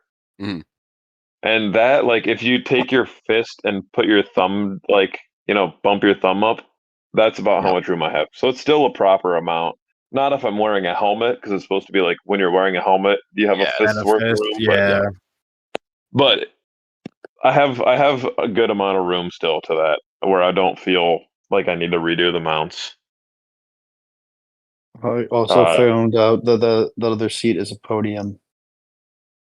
The podium, that's this one Curtis has. Yeah, the podiums have like a wider shoulder for like more shoulder containment than the comp elites do. But yeah, I did the quick release wheel because the bolsters are way taller, so making it easier to get in and out. So those are real comfy. The air bumps in the rear they have too much pressure in them. So when you hit those, you really feel them. So I need to drop the pressures in those a little bit, and I need to run a little lower tire PSI because this is only the second time that I've been out with the stickies. So I'm still trying to get this tires figured out a little bit. Yeah, you still got time until they're broken in anyways. That's what I was gonna say. Is like you got a little bit of break-in period, but run them low. And yeah, they're already breaking in pretty okay. Sorry, go ahead. Oh, I was just gonna say that they have quite a bit of feathering on them already. Yeah, there's a point where they start to, or like I experienced it at Roush, where they really get broken in and they start to feel incredibly like proper or what you'd expect out of them. And I was just enjoying the shit out of them at Roush. They're now obviously a set of stickies from how they're wearing. They can't play as DOTs anymore. But once you get like a year's worth of wheeling in on them, they really start to fucking hook up better. in my opinion. Oh yeah, I'm sure they're gonna be. It's just gonna be up from here, but you can definitely tell they're sticky. So it was just nice to get some seat time on the tires and the new rear setup, and just kind of figuring out what I need to tweak, some minor tweaks before AOP. Yeah, that's not bad at all. Just having to adjust pressures a little bit. Yeah, I redid my pack out setup too for in the rear and the back seat area, and I redid my tire carrier because the other one was super bent. So it was a bunch of like small upgrades. Yeah. Wait, what's the exact Mickey Thompsons you guys have? Are the Baja Bosses? The boss. Yeah, the boss X for the sticky. Okay. And there is a notable difference in the tire compound between the DOT and the sticky, because we had mine right next to Luke Kennedy's over the weekend, and the DOTs are like notably stiffer of a rubber. Well, based off of the science, the non-sticky has a durometer reading of 66, and the sticky has a durometer reading of 44. Fuck's a durometer? It's like it's a tire stiffness thing. Oh, huh, okay. Like it measures how soft stuff is. You can use a durometer for pretty much anything. Yeah, any like any kind of hardness reading you want to take of something, you could take a durometer. It's like a almost like a pin prick, if I remember correctly. Something similar to like indenting, like a hardness scale. And unrelated note, but Rockzillas have a durometer of 30. Unrelated, of course, like super unrelated, because nobody would be dumb enough to run those on a Jeep, right? So, like, I'm just saying, that would be crazy, right, guys? Oh gosh, you're gonna break work so out much. pretty fucking well. I don't know. I'm not gonna. I would never do such a thing. Just so. looks like a normal 35. That's about to be sick. Yeah, it will be. It will be. It will be. It will be. Moving on. But yeah, it's. Let's talk about Baby. How Luke went out there let's preface this. So Friday, Luke was not there yet. All right, it was me, Curtis, Billy was there, Riley was there. We were all out, just having a good time, ran some good stuff, bebopping, and then went back to camp, or back to the cabin for the night. Luke did not show up. He was supposed to be there. I don't know what time he was technically supposed to be there. He did not get to the cabin until 5:30 a.m. Sounds about right. Yep. Saturday morning. And it's a 3-hour drive. And this was nonstop. Like, he didn't wake up in the morning and leave to come to the Badlands. That was just where the night ended. Was 5:30 a.m. in the cabin. Dang.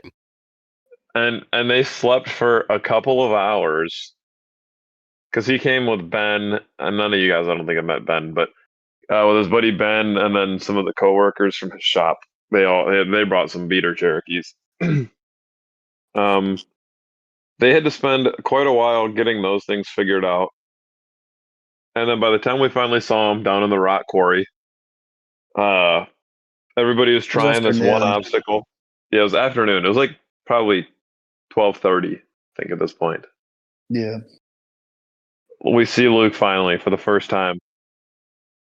And there's an obstacle that got Luke 2 years ago, and he couldn't make it, slid back, the tires caught traction, like broke his drive shaft, and it rotated his pumpkin on the axle tubes. And so that was that a couple years ago. We got that fixed. This year, everybody was trying this obstacle. Bunch of people made it up. I finally made it up. Steve Summers broke a Dana 44 stub shaft on it. Curtis made it up. I think Ryan made it up. Maybe, I know Wade made it up. Luke's like, all right, it's my turn. I'm doing it because this thing's got me. Dude, he's up there bouncing around on this thing. Broke a rear drive shaft. U-joint.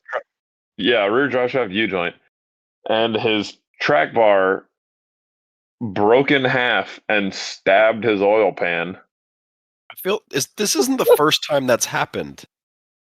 I feel like it's done something like that. No, this is different. This is different. At AOP, he kissed his oil pan with the track bar, and it bent the girdle. Mm-hmm. That's what. Okay, yeah. And That's then, what that was. And so then he this time, proceeded to take the girdle out of the engine, cut it, weld on another piece of 1/4 inch to, straighten it out again, put it back in, put the same oil that was in it back in it, and then run it, and then it happened again. So he bent it again. His girdle got bent again. So it still sounds like it's knocking, even though it's not, and it's just that whatever piston that is just smacking the girdle. Yeah. But so he punched a hole in the oil pan with the track bar, which apparently somebody had welded up for him to shorten it on one of his preparation nights. And so they just cut this thing in half to shorten it and just butt welded it. No sleeve, no penetration or anything, and it finally gave way. Because I think I remember hearing about that, and it's been quite a few trips since this thing decided to just give up. Yeah, that was back when he did his coilover swap on the front end. I think so, yeah. Which cut the front end down. It's been a while, but it finally gave out. So Curtis went back to the trailer, got the spare track bar that he carries in his trailer. That fit well enough in Luke's Jeep, and Luke was like, "Well, dude, he's like, I'm just gonna drive it back in front wheel drive. I don't care." He's like, "This motor's smoke. That's the motor that he submerged, and it's cracked. The block is cracked because it was underwater." If you guys remember the video of it floating down a river. Yeah. This is the same motor. So this motor has been through everything. All right, it's bent underwater, bent the girdle, fixed the girdle, bent the girdle. It's got a cracked block because of when it was underwater, it hydro locked or something. Runs on creek water. It's got creek water as coolant. Yep. And then now it has a oil pan with a hole in it. All right, so he's drives it back to the cabin in front wheel drive. He had a hydro fitting pop off, so he had to tighten the hydro fitting back down. And then he gets back, and Billy's like, I got some Gorilla Tape. Oh my fucking god! So Luke Gorilla taped over the hole in the oil pan. This is even to the top. This is half of the pan.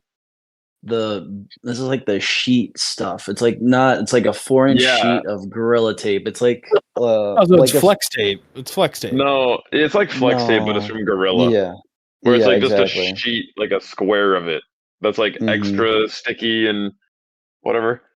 Yeah, it's supposed to seal up screen doors and stuff like that. Yeah, it's literally the Gorilla version of flex tape. Yeah. Yeah, so Luke cleans up. Well, he bought it to put on his. He bought it for his steering box. He wanted to put it over his steering box because it just leaks gallons of power steering fluid right through it. You can actively watch it just drip. It just somebody else that has a leaky power steering system. I don't know. John does too. John's is bad. I'm just thinking to myself that our Luke can't even fucking hit rev limiter without popping a motor. Dude, well, here, maybe you should have Luke's. But so anyway, Luke. Yeah, so Luke tapes over this hole, and puts a new U-joint in the drive shaft. It's got the track bar, Curtis's track bar on it. We were all out, so we didn't get to see him. We were out already because he was like, yeah, I'll just fix my stuff and catch up with you guys. They ended up fixing his coworker's Jeep because his manager had a beater Cherokee, broke the transfer case in half. Typical 231 stuff. And then the next thing we heard about it after we had dinner and we came back, because we went to the banquet dinner, came back. Apparently, Luke went out, ran a couple other things, went to hit another obstacle, smacked the front drive shaft, broke the front drive shaft, and ripped the upper control arm bracket off of the truss for the 3-link. Fuck. Fuck. Is it finally going to get a 60 now, or is it just going to get boogered back together? No, they probably use the rest of the duct tape. It's going to get boogered back together for AOP, and then once I'm down in Louisville, I'm going to help Luke build another rig. Understandable. Because that thing is tired, boss. That's so tired. It's like every time you're standing around it, you just kind of feel bad for it because it's like it's just so tired. It's seen better days. He put some Corbos in it right before Winterfest. Yeah, that's probably one of the big upgrades. I want to know what that motherfucker weighs because he's got 2 cages in there. Dude, that thing's probably just a one of them. That inner one is bolted in, so it's just floating. I think it's just very floating. Scary. I could be wrong. I could be wrong. I don't know. I'm not sure. I don't remember. It's a TJ cage. It's not supposed to be in there, or a Wrangler cage, I should say. Oh my god! It fit pretty well, though. To be honest with you, it was scary. I've for what it was. I'm not saying it's not scary, but it's a scary rig. There, you don't have the harnesses don't work very well. It gives Ducky vibes. Oh no! No. I'm glad Ducky is dead. Yeah, it gives Ducky vibes. You're going up shit and you're like, I'm gonna die if anything bad happens. And it's cool. It's fun. Thanks, Dan. Very cool.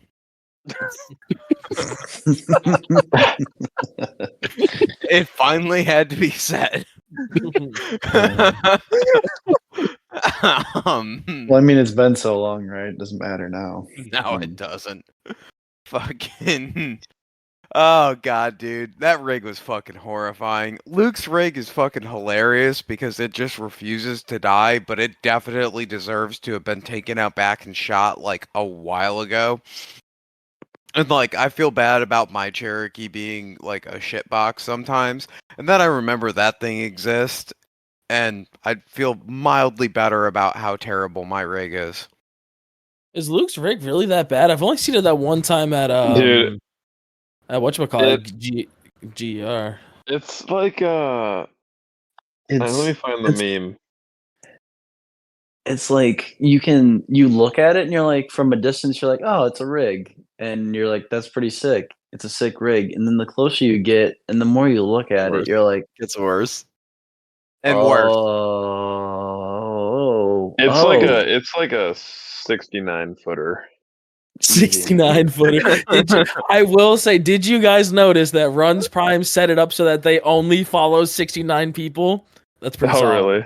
Yeah, that's pretty good. I respect them for that. And then I went and looked at ours and it was like, ooh, to have us do the same thing, we'd have to fucking stop following like 300 people. The Waltz Crawlers page is following 1,478 people. Yeah, fucking block everybody. No, like half of those are just models. Yeah. It's Sydney Sweeney times 29, just random accounts of her. If you go on like the Waltz main page, it's just mostly naked women on Instagram. Mm-hmm. because Rob was involved, but the first couple of guys, Brandon and Rob, when they started the Instagram, when we started all the Waltz stuff, they just sat in Kyle Radin's house. This was before I even had the login. They just sat in Kyle Radin's house on the one trip that we were on, just following like every porn star and random person that they possibly could, just to get like account engagement. Oh, and they followed so many people in like an hour that Instagram temporarily blocked them from following people because they thought it was a bot account. Oh my god. And so nobody's like ever unfollowed any of them. So the main page is just like a bunch of like really bad meme pages and then like Instagram models. Well, it makes sense, you guys kind of fit that same vibe of bad meme page, so it does make sense that Yeah, well, yeah. We only post like once every couple of months anymore. Yeah, but usually they're pretty heavy hitters when you do post. They're pretty good. That last reel is just it still sits in my brain. Dude, 2.1 thousand views on that one. I don't even know where the hell my stupid sacket is. Well, I hate sackets. I never use them. I don't understand them. Just throw the. Yeah, because you hate the environment, bro. You just throw your trash on the ground like a piece of shit. That's why you hate sackets. I do not. We're quoting that. Graham hates sackets. Fuck the environment. That's the new quote from Graham. I just toss the cans in the back of the rig. They're all under the passenger and driver's seat. No. Now, my favorite thing was at Good Evening Ranch, the discussion between me and Graham of we definitely cannot get bottles so that way they don't smash around in the Jeep. Dude, JoJo, shout out to JoJo. Dude, Luke lost his sacket on the trail at some point at AOP last year, and JoJo returned it to him without bottles in it because Luke had a couple bottles left in it from the trip before, and JoJo is very, very much against bottles. See, he loves the environment. Fuck bottles. I mean, JoJo doesn't drink either, but like just out of the sheer like he doesn't want that to be out on the trail. If they break. No, it makes sense. So he like returned them to Luke without the bottles in it. Left all the cans in it, but he took all the bottles out. What a good guy. Yeah. That's awesome. JoJo's a great dude. So Stidwell. Yeah, I was gonna say. Yes. Hello. Since 2:15 with Dirty Mike and the boys got technical issued. We gotta ask. Still take full blame for that. No, understandable. Have a nice day. Cody, you didn't even get to hear the limiter, dude. I had my Jeep on limiter on the air. Oh my god, so good. That episode was a little bit of a weird one. There was a reason I said that we had to have a warning for it.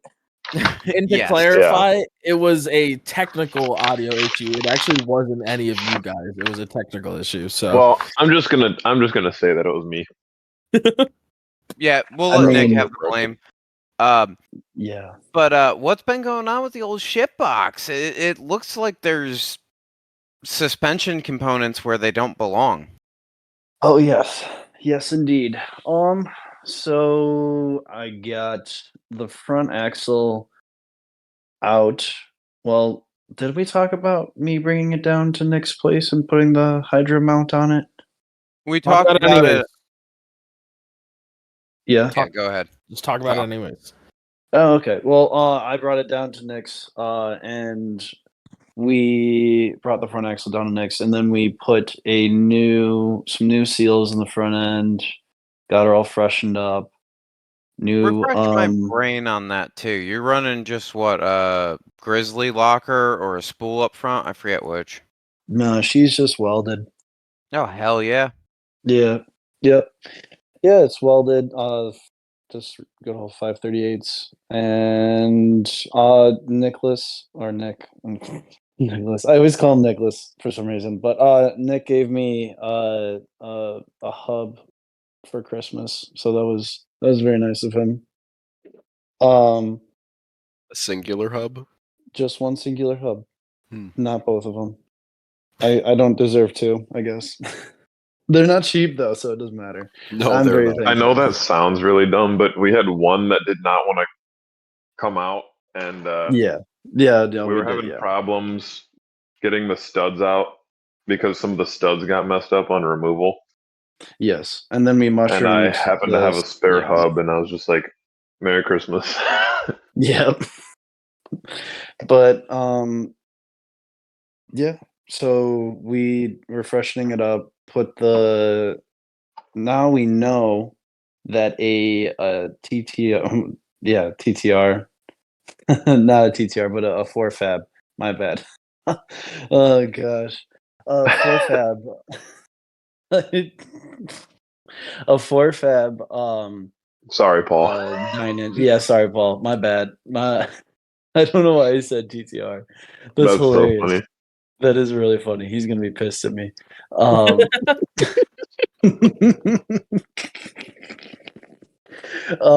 4Fab front hydro mount fits on a 60 with minimal modifications.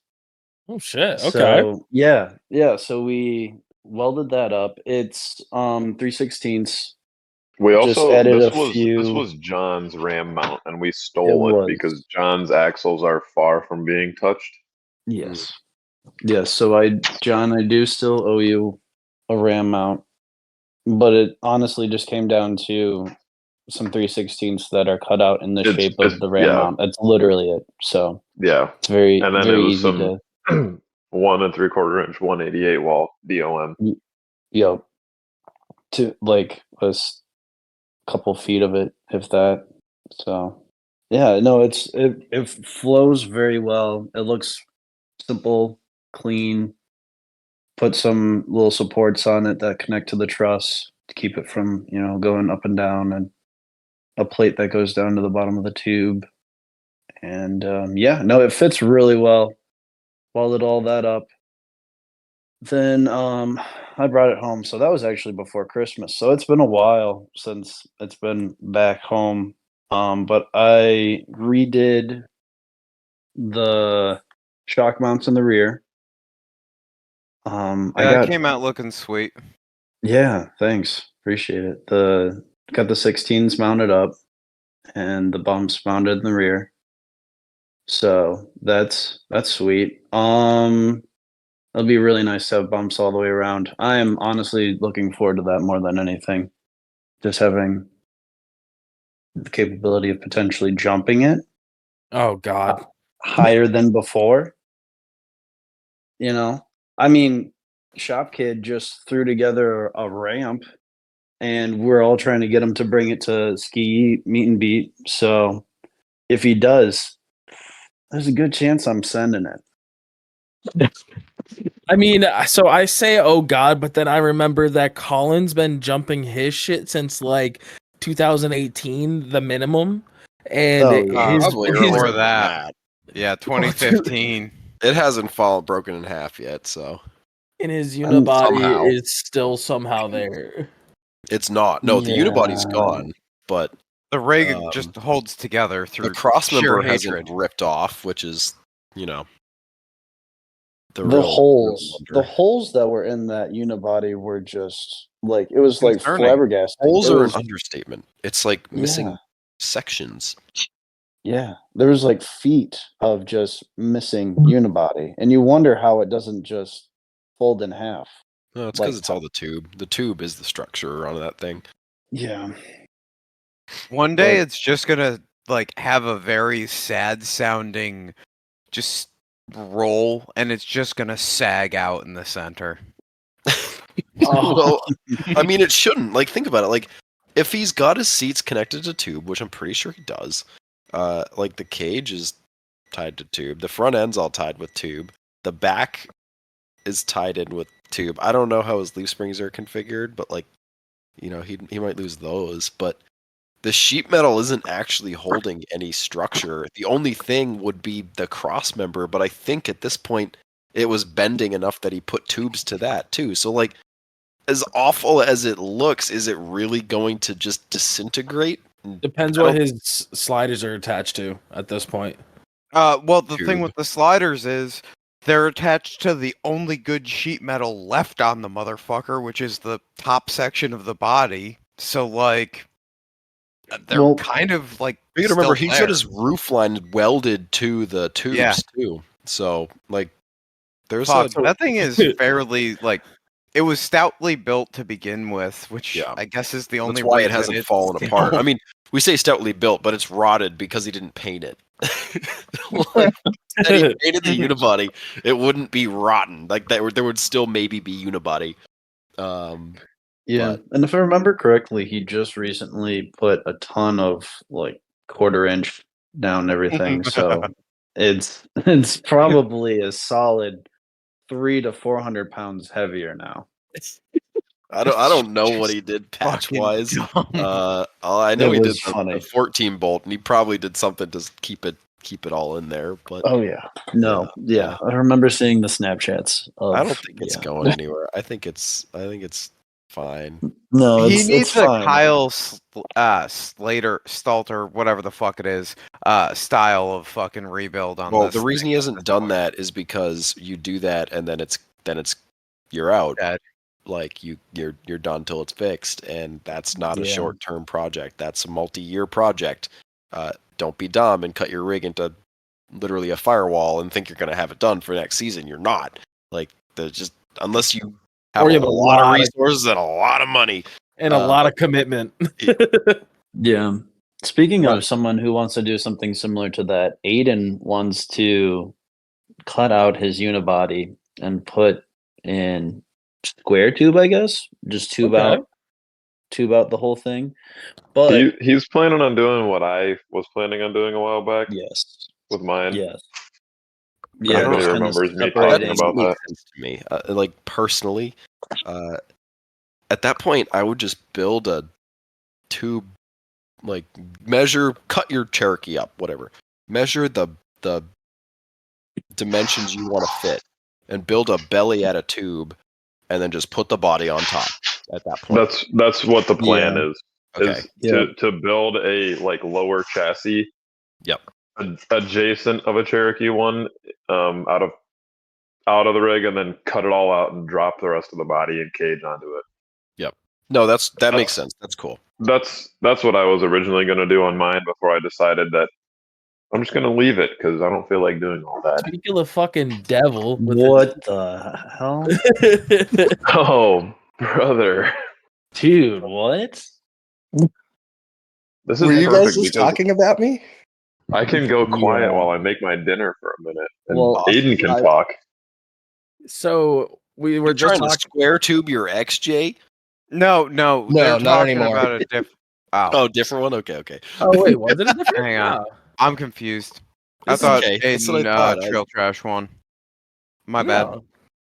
So speaking of your shit box, when are you putting the axles under it? And don't even ask me the same question because the answer is I don't fucking know. So. I don't really know. It's gonna be a longer process than I thought, or I knew it was gonna be a long process, but I put it off too long is my problem. So probably not this year, but next summer. So then what? I mean, if you're gonna steal the show, fuck it. I'm gonna start asking you questions. For context, for listener context, we now have Aiden, I believe Square Tube Aiden. We were just talking about him. No, he's Cali Walt Aiden. Cali Walt Aiden. Yeah, different. My 2-door brother. The old XJ dingbat. Yeah. Yeah. Can I finish talking about what I was talking about first? Yeah, whatever you're talking about. I didn't want to cut you off like that. Yeah. Okay, let's bring it back to what I mean. I don't really have much to talk about besides I ordered stuff. The front axle's underneath of it now. I had to re-weld a lot of stuff. I'm not gonna lie. There's some things that were not welded. Yeah, that's and welded correctly. So I had to grind out. Or you missed one and you didn't realize it. You know, that's what checking it over is for. Mm-hmm. Yep. So all the slider supports on the front end, at least, I welded those again. Then welded the controller and brackets. So we're going double triangulated in the front now. Oh shit! Okay. Yeah. How are you making that work? Are you tubing the front? So I want to be at meet and beat this year. So the way I'm looking at it is I will. It's fun. I'm gonna half-ass it for now, but famous last words. Yeah, he's now, forever. Right? He's doing the important stuff right, and then cutting the corners that are acceptable to cut. Yes. I mean, I can still get And by roughly... cutting the corners, I mean not cutting the actual corner. Yes. Of the Jeep. I'd honestly would love to cut the front end off of this thing, but working in a 2-car garage is, I'm very much over it. I'd like to get the front end. You can fit together. 2 cars in your garage. Yeah, brother. But there's so much stuff in here. The Jeep takes up all of the room. So it's just the Jeep and then the rest of the stuff. Does your truck fit in there? No. Oh, hell no. Okay. Ain't no way the truck gonna fit in there. So, back to what I was saying. No, you're good. I ordered hoops. See other stuff I've ordered. I ordered some more hydro stuff. I gotta order a pump. It would be awesome if Radial still offered the Trail series pump, but they do not. No, they discontinued. I talked to Eric, and yeah, they discontinued the Trail series pump. So was there a reason for that? He said that they didn't want to, like the like what it's built out of, the components are not superior enough, and I guess they didn't want to put their name on it anymore. I guess that's what I'm assuming. He said something along the lines of the components were not as well as he'd like to put into a product. So yeah, that makes sense. I we're gonna I'm gonna have to pick our Radio Dynamics mole's brain on that. Yes, you should. You definitely should, because I was going to purchase one of those, the same one that Nick has. I know that in his Jeep. I'm sure all of them are rebuildable, but I know that one was like essentially just a WJ pump with fancier internals, which is probably why they stopped doing it, because it's like a basic thing that they would just tune. Essentially it's a tuned WJ pump, at least, and I could be totally butchering it. And I'm pretty sure our mole listens to the podcast to some extent, so I'm sure he'll give me mole. What is this? He's CIA, bro. he's the one that told me that you could get a Trail series rebuilt into a Pro series as long as the housing was okay. Oh, then maybe, I don't know. Huh. Yeah, so the Pro series must use the same housing, then just upgraded internals further. Yeah, maybe it just wasn't worth it. Maybe they were seeing failures on them, and it was just, he's a small business. As successful as he has been and the pumps have been, I mean, if you start seeing a bunch of failures on those, you kind of have to dump that shit. I haven't really heard of a lot of people having any complaints with them. I mean, mine, I've only been running it for a couple trips, but it's been fine. But I haven't. It could also just be their suppliers changed. I know that the Trail series was not assembled in-house like the Pro series are. I don't think is what it was, because I know John had talked to him on the phone. He was like, he has like a dyno sheet for every single Pro series that he's ever sold. Yeah, and a video too. You can watch a video of your actual. But the Trail series were just like a more generic one. They did not get tested. He doesn't really have much info. Like if you were to call him and be like, yeah, here's my part number, or here's my order, he could, like, on the Pro series ones, he can pull it up and be like, oh yeah, I built it on this date, like here's all the info I needed about it. But like all of the Trail series ones are just like, he's like, I don't know anything about them, like, yeah, I don't have any data on them, it's just whatever. And then I can see that being where they wouldn't want to put their name behind something that they don't know, kind of deal. Yeah, because being able to actually track every single one of the pumps that you put out would be a lot better for a like a warranty standpoint, and B, just so like if you do have one that fails, you can like look back at the info from like when you built it and kind of see maybe if you had a bad batch of material or something like that. Yeah, exactly. So I think, I don't know, it's a $500 pump. I might just buy once, cry once, and call it a day, or go through Yield Urban 3D and get a deal on the PSC pump. Even though I've heard good and bad from those pumps. So I don't know. The CBR pumps. I believe that's the PSC one that fits on our Jeeps, right? That's like there's two, I think. There's one that I've been told that Radio Dynamics could rebuild for me, and then there's the CBR, which I guess they can't. And I don't know. It's not really. Again, it's not Radio Dynamics directly. I think it would be like, the mole. Yes. Could like direct me into what I could put in that would make it not suck. Gotcha. But I don't think if it blew up, it would just a typical PSC. I have a CBR sitting on the shelf. I haven't put it in because people are scaring me. They're telling me not to use it, but I probably should just put it in and call it a day because it's better than what the fuck I have in my rig now. Yes, it is. It's a lot better than what you have now from what I saw last time. So, yeah, people say it's loud. I can't be louder than my half dead Cherokee pump that I shouldn't. I think it was already dead when I got it. It was like, hey, this is a pump that might be less dead than yours, and it does. That's always good. Some things, yeah. I would like to point out that I still have everything for that reservoir, Graham. Okay, yeah. I mean, at this point, like I said, no rush. But let me know when it's done. I'll put it on the shelf. Yeah, basically, let me know when you need it. Okay. Once I can like put the Jeep in front of me and like actually think about it, I'll hit you up and say, hey, it's time to start. Because I can around this time is what I'm hearing. I can get Frankie to weld it up pretty quick. Okay. Yeah, I'll let you know. I mean, as soon as I like have everything sort of back in order and I have some time to actually work on my own shit, then we'll do it. We'll get it done. But I don't need it sitting on the shelf. I've got too much junk on the shelf. So not to mention all your friends' random junk that has slowly acquired that I will personally pull out my junk here soon, I promise.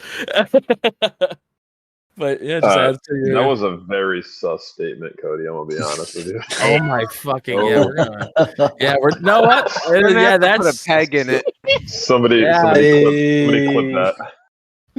You know what? Fuck it at this point. Like at this point, fuck it, right? Like that was so anyways, funny. So the weather lately, guys. Wow, it's hey Aiden, real quick on that.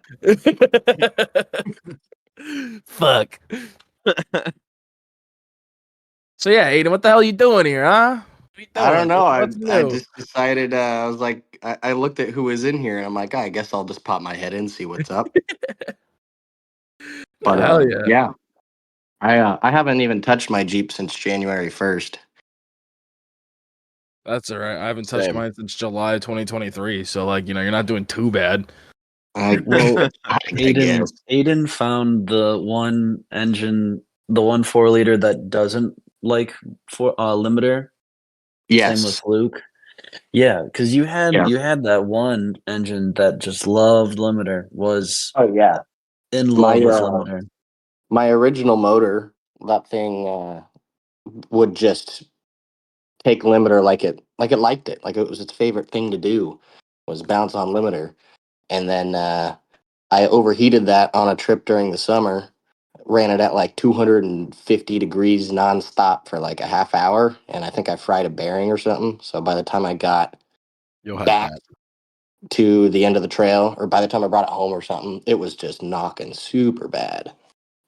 So bought another motor, and I bought that like down in San Diego, and then I brought that up, swapped it in one day, 11 hours. And yeah, in the middle of the road again, or did you at least in the middle of the road, driveway? Oh my god! How have the EPA like not knocked at your door, but like, hey man, what the fuck are you doing? There's no HOA out here, so Bing chilling, Hey, if it works, it works. Yeah, 11 hours. Crazy stuff. There's some crazy stuff that goes down in your neighborhood. Oh yeah, there's dudes that'll drive their sand rails up and down the street, and almost every day there's somebody on some sort of dirt bike going up and down. Some kid, whatever. It's pretty rowdy in the neighborhood. Or some dude tweaking, just zombie walking down the road next to Taco Bell. No. It's not Los Angeles. Oh, okay. Sorry. I forgot. That's an hour south. I've seen the Snap videos. I just didn't know what town they were in. Oh, the ones that you were seeing were out in Bakersfield. That was a nightmare. Oh, okay. Yeah, that makes sense. Yeah, a place. Isn't Bakersfield near like San Paulo and all that shit too? Like, isn't that like deep into like the desert-ish, next to the desert, right? I don't know. Kind of. It's in the Central Valley, so it's Okay. Central California. But yeah, it's just a crackhead haven. So yeah, new motor's actually running well. New motor was running fantastic. Actually, I swapped it. It was still misfiring after I swapped it because it ended up being an ECU issue. Nick shipped me out an ECU out of an auto, and I put that in, and it fixed it. And I took it on I took it on 3 trips. 2 of them it misfired. The only trip I took it on where it was actually running on 6 cylinders for the first time in 2.5 years was New Year's. Had a great time. Met up with Darren Parsons. He showed me a couple new spots out where we go camping. And blew out my back window on the driver's side. And then I did what I usually do when it hits midnight on when it turns New Year's Day. At midnight, I just start banging on limiter, and I did it for probably 2 minutes, and then all of a sudden it just it would start getting slower and slower and slower, and then bam went the engine. Yeah.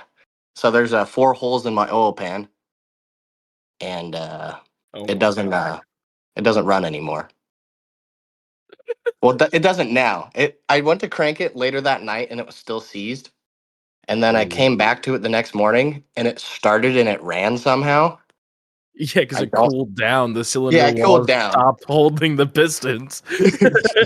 I think I snapped a connecting rod based off of how the holes look. I haven't actually opened it up to look at it, but that's what I'm thinking. It was probably in the middle. It was in the middle of the engine, so maybe cylinder 4. Cylinder 5 dropped the skirt. Yeah, but I turned it on and I pulled it into my trailer, and then I brought it home, and then it started again for me to pull it back out.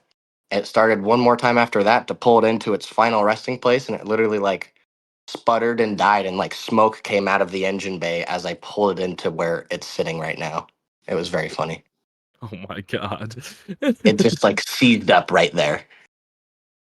But the best part about this one that he threw in there was a low mileage engine. Yes. Low mileage, had 80,000 miles on it. Yeah, it was a rebuilt motor. It was a Franken motor. It was a 99 head, 2000 block, 80K on it. Why a 2000 block? I think probably a 2000s motor, and the head went bad, and they decided to put a 99 head onto it, so it wasn't a bad head. That makes sense. Exactly. 2000s blocks are no, give me the 99 block with the 2000 head, huh? Yeah, that'll work good. That doesn't make sense. Hey, that leak doesn't matter if you don't care about it. It can't hurt you. You don't have to look for that problem. It's people who check their oil or coolant too much. They're the ones complaining. Pressurize your coolant system. I don't know. Ronald loved limiter. That was a 2000 motor, and it sat sustained, similar to your motor, Hayden. It just didn't have coolant, and I didn't even know until I was driving it at 2 seconds. It got to max temperature. I'm like, oh, something's going on. Man, last year on the old motor, I did not lift for 7 minutes straight. Just banging limiter. God. And I checked the oil when I got home, and it was pretty freaking low on oil. Granted, maybe it ate some of that up as I was doing all of that. But the thing lived its whole life on low oil. Well, and 5 cylinders. Yes, and 5 cylinders for the last 2.5 years.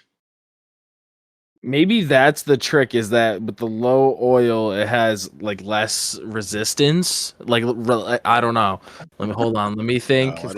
They made less power than a 22 RE, so it's just not. It's not enough low. It's not enough power to even make the motor want to blow up. Yeah,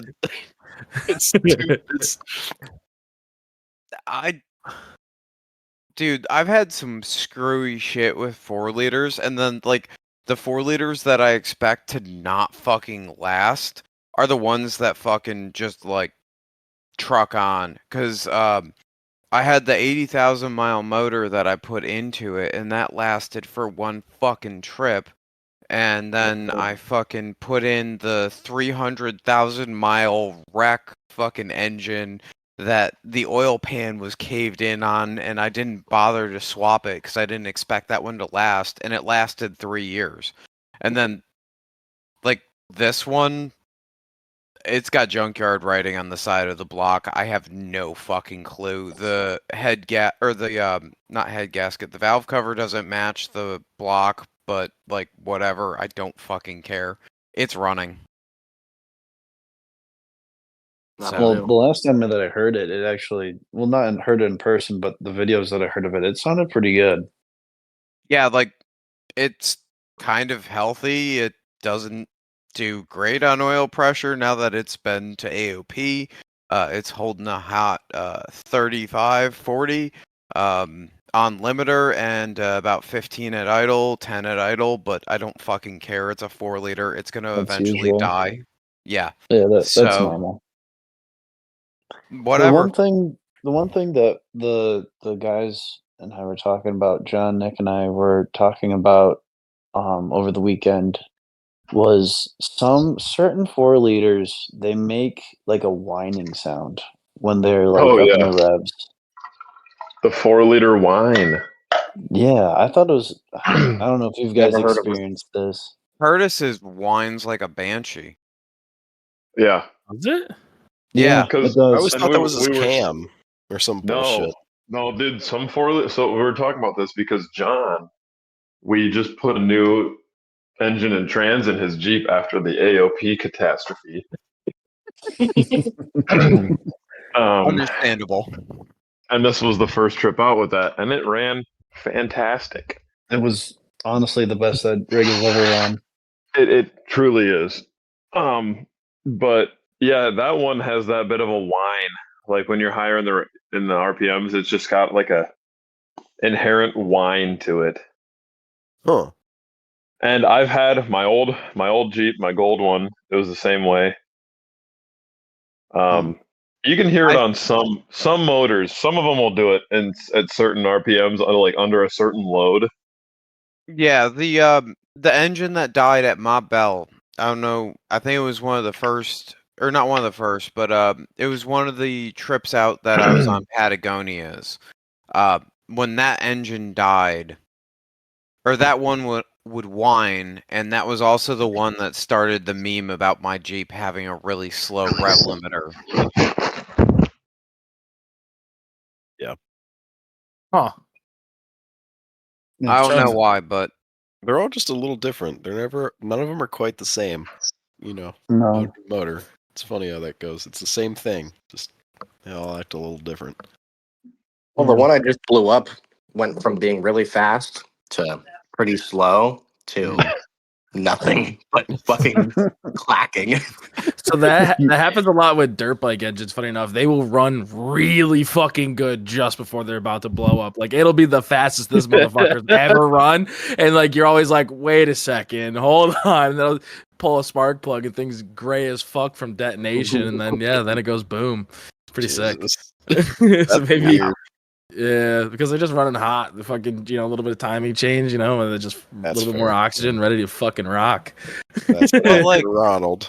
That stupid 4-liter that I had was running really fucking well at Web Wheelers right before it fucking shit itself. Yeah. Which one? The one that died at Web Wheelers, yeah, at Roush. Oh, yeah, you were saying that thing was running pretty damn good. I mean, it makes sense, That was separate though. The recent one, right? The one that went in, the one that died at Roush Creek, like last Web Wheeler's ball. That one was running pretty well. The cam died, right? The cam died, and it shit the head gasket. And yes, that's right. It shit that head gasket at AOP. It shit the head gasket at AOP, but it officially let go, and the head gasket in the can quit holding at Roush. It's steam cleaned 2 pistons, real fucking nice. The way I look at it, that engine didn't owe you anything. Fuck no, it didn't owe me anything, and I paid like fucking $50 for it. That was the one that came out of a wrecked fucking Cherokee. Like the whole oil pan was caved in before I got it, and then when the pan finally came off, the fucking oil pickup tube was fucking bent too. So everything there was just fucking mint. How do you bend an oil pickup? I'm so confused. Smack the rock. Okay, yeah, that's a good answer. Sorry. It's like it was under my rock crawler. Occasionally it leaves the fucking yard to go and do something cool. Well, I was just thinking because, if you hit it hard enough, the oil pan's got to dent the fuck, and then you'll have an issue like Colin had, where it sounds like the thing's just a Jehovah's Witness knocking down trail. Mm-hmm. Well, the same thing with Luke, right? Bending the girdle. Yep. Yeah. I don't really know the history of my engine, my Jeep. I know it's the original one. And I know it has yeah, exactly. And I know it's seen a lot of boost and a lot of limiter. And I just keep giving it the same amount of limiter. So it hasn't given me any issues. And it sounds healthy too. When it's bouncing, it's hey, yeah, that's pretty fast. And there are some 4-liters out there that are just good. Don't be deceived. I should be happy that mine does not like hitting rev limiter and isn't making peak power, because that means it's not going to blow up. Right? Yeah. Underpowered 4.0s can't blow up. Nope. That fucking video of you on the wall at the Web Wheelers Ball 24 just fucking sitting there with the reds fucking heating up was quite entertaining. We're just screaming. There's no bounce. Yeah. No, it starts at the beginning. It's bouncing, and then afterwards, people were thinking I wasn't full on the throttle. That was at rev limiter. The motor just powered down. It just wouldn't hit limiter anymore. It just sits there screaming at 4. Yeah, your tires just get sticky, and then it fucking bogs out. I had the same shit happen to me at fucking Good Evening Ranch. No, but Ronald didn't do that, and neither did the original one. This motor does not have the same power. Not gonna argue that. I've had 4-liters that don't make. It must not have good compression, because it's all my peripherals from the original motor. Nothing changes. It's just the body that's different. So rings or compression or something's not quite right. Or spark plugs. I don't change those because 4.0s don't need spark plugs. They don't believe in them. I was gonna say, huh? They need spark plugs. They can't just go off compression, but you don't need new ones. It doesn't change anything. Basically a diesel. Yeah, right. My favorite thing is when people throw the neon 4-hole injectors on them, or what the 69-hole injectors, and they expect to have more atomization of the fuel. And you're no, just throw the stock injectors in it, and it'll run so much better. Oh, they caused you problems? Yeah, I will never. Well, obviously never again, because I'm never going to use a 4.0 again. But when I put 4 pinholes, it ran like shit. I put the singles back in. Were you using a stock fuel rail? I think so. Yeah. That's why. As opposed to what? You swap out the fuel rail. I believe it's a Viper fuel rail. No, that's the coils. Is that what it is? It's the coils. Oh shit. Coils, yeah. No, so you need the oil pack already. No, because fucking oil pack, brother, distributor over here. No. Distributors are for babies. What a pussy. What do you mean? Oil pack and position sensor. Distributor for life, brother. No, I just plop that thing on there. I don't even bolt it on. I can't bolt it on the current motor, but it just chills in there. Doesn't come off. Dude, distributor. Sparks my things. No, then you got to put that thing in right. You have to think about like where it's got to be. It is all. It's got a keyhole on it. It's no. You can fuck it up. You can fuck it up. Because I've dealt with people who fucked them up. Well, that sounds like a skill issue. That does definitely is a skill issue. But skill based.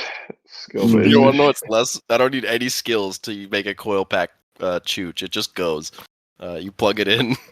Honestly, the hardest part of the coil pack is plugging the coil pack into the harness because it's a pain in the ass.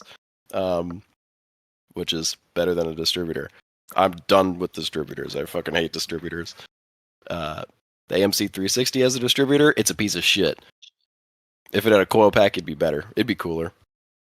I will be going to coil packs when the 6.0 goes in, so we'll see how I feel about it then.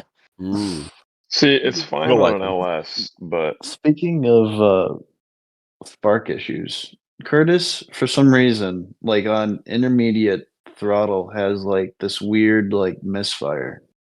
I don't know, guys, if you've heard this before. He probably is intaking air or... Hold on, isn't that fucking... Okay, it's either something intake or exhaust manifold issue. No, do you know what he probably needs to do is get rid of his charcoal canister and all of the evap stuff, dude. Yeah, why does he have the orb of confusion still? Yeah, dude, this guy still has that big charcoal canister up in the engine bay, the 97 one, the round one. Yeah, why? He's still, whatever. I don't care what it's called. Can't you just loop the fucking thing and it's perfectly fine? Like you just literally take the lines out and just loop it. Fucking disconnected. No, you just take the lines off and plug them. Yeah. Easy. Dude, that thing filled with fuel over the weekend and was leaking fuel. Oh my god! So funny. Wow. So funny. And he was like, he went up one of the climbs, and he was like, I think all of the fuel from in there, like on this climb, like got sucked into my motor, and it backfired really bad. Yeah, it did. Like, dude, take all that shoved stuff a rock off. in that hole. Oh, you did? I just put a rubber cap over the port. Yeah. I shoved a rock and then in he it, tried and to. Then he tried to like. Oh, sorry. No, you're good. Keep going. Oh, then Curtis tried to like back up on the fact that he had it. He's like, "Well, it's gonna if you plug up the holes, it's just gonna disintegrate it eventually, and you'll have to." I was like, I didn't even understand his point that he was trying to argue. I don't know. It's Curtis. Yeah, nice coach, bro. He gives you the crazy eyes and says something, and you're just supposed to say yes. You're right. Oh yeah, the crazy eyes. No, I can literally, I can see them right now in my brain. He's haunting me right now. Curtis crazy eyes. He hit me with the crazy eyes. When he's listening to this later, he's gonna have those crazy eyes. He doesn't listen. He just shows up to record. Oh no, we're gonna pin him down, and we're gonna make him listen. Make him listen. That's what he gets for just haunting. That's what he gets for haunting us. He's trying to make a charcoal bomb is what he's trying to do. Yeah, that thing's gonna explode. And he gets that fucking header glowing fucking cherry all the time in that shitbox. Yeah, he does. Yeah, he does. To be he fair, actually has that's the on MSD... the other side of the engine bay. Yeah. Don't steal my thunder here. We're making fun of Curtis. What? Come on. Dude, if that thing starts spraying, I mean... Yeah, we gotta have problems. Well, it's got the MSD ignition box, and he's got the fancy cam on it, so it's race car. It's slowest fucking race car ever. Yeah, it is. But I'm thankful I had a ride for the weekend, and nothing broke on that thing for the entire weekend besides... Oh, well, I mean... Besides it showing up broken. Yeah. Showed up broken. Pulled the gram. Yeah, he did. So the fuel pump. Sometimes you gotta do what you gotta do, Yeah. He threw a fuel pump at it and it started up, so that's cool. But when we were backing out to go to the trail, it just died. Like completely died. Like there was nothing. No power, nothing. his fuse box power corroded.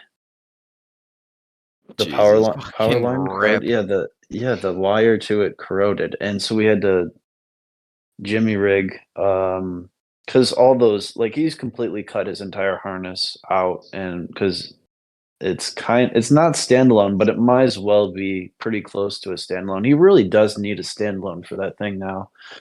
But his harness is cut down, and he did a bunch of really shitty crimps on the harness, and they just corroded, and he lost all his entire fuse box. So we couldn't find anything to crimp, a big enough crimp for a butt connector for the harness. So we got to welding cable crimp ends with like the bolt end to it, and just crimped them and bolted them together. So dang. Yep, that'll be a permanent fix for him, knowing the way he functions. Or he'll just get super high and then fix everything all at once. It's either one for him. That is the most Curtis thing I've ever heard in my entire life.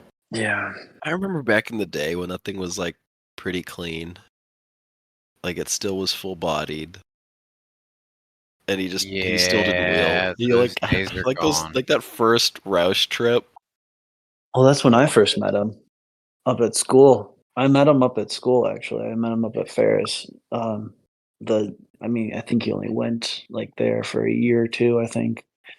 I don't know if he graduated. I could be wrong, but yeah, I met him out at the power line trails. Like there's a bunch of seasonal roads up there. And he had the Cherokee out there. And I very vaguely remember this because I was extremely intoxicated. But makes sense. We were talking about Cherokees, and I saw his ship box when it was somewhat clean. That was a fun time. Everyone had like relatively clean rigs. Fuck, Colin's rig was still in one piece. Graham had just finished the 50 swap, was still fucking driving it. That's good times. That was that year. Oh my god, that was the year you sunk it, right? Yeah, that was I was coming back, and I would the ground on my dashboard was bad, so every time it like rattled the wrong way, I'd lose everything, like the entire dashboard. The motor would still run, but I'd have zero anything internal, no radio, no gauges, no nothing. And the transmission was full of water, and everything else, but. And that was around the same time that you're having the weird GPS speedo issue too. Wasn't it? No, that was before. That's still had the 231. Yeah, that was a different. Thank God I still had the 231. I'd rather swap one of those than the drain. Wait, how would you in the Eco box? How would you have a GPS issue? It doesn't have GPS. Have you never heard about this weird thing that he had? I have a GPS speedo in mine because when I did the 5 and I was still driving it on the road, I was like, I want to have a speedo, so I wired the GPS speedo to the regular Jeep speedo, like through the computer. And when it recalibrates, it shoots up to some absurd speed, and the computer sees that and says it defuels because it sees it's going like 200 and something miles an hour.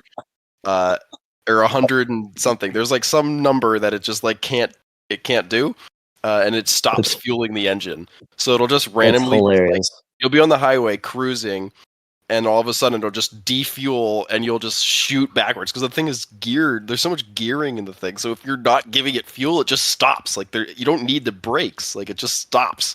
It's kind of scary. So I had to put a switch in to turn it off. I still have it. It's kind of like a cool little party trick. Not that it really needs it for trail riding, but it has a speedo, even though it doesn't have a.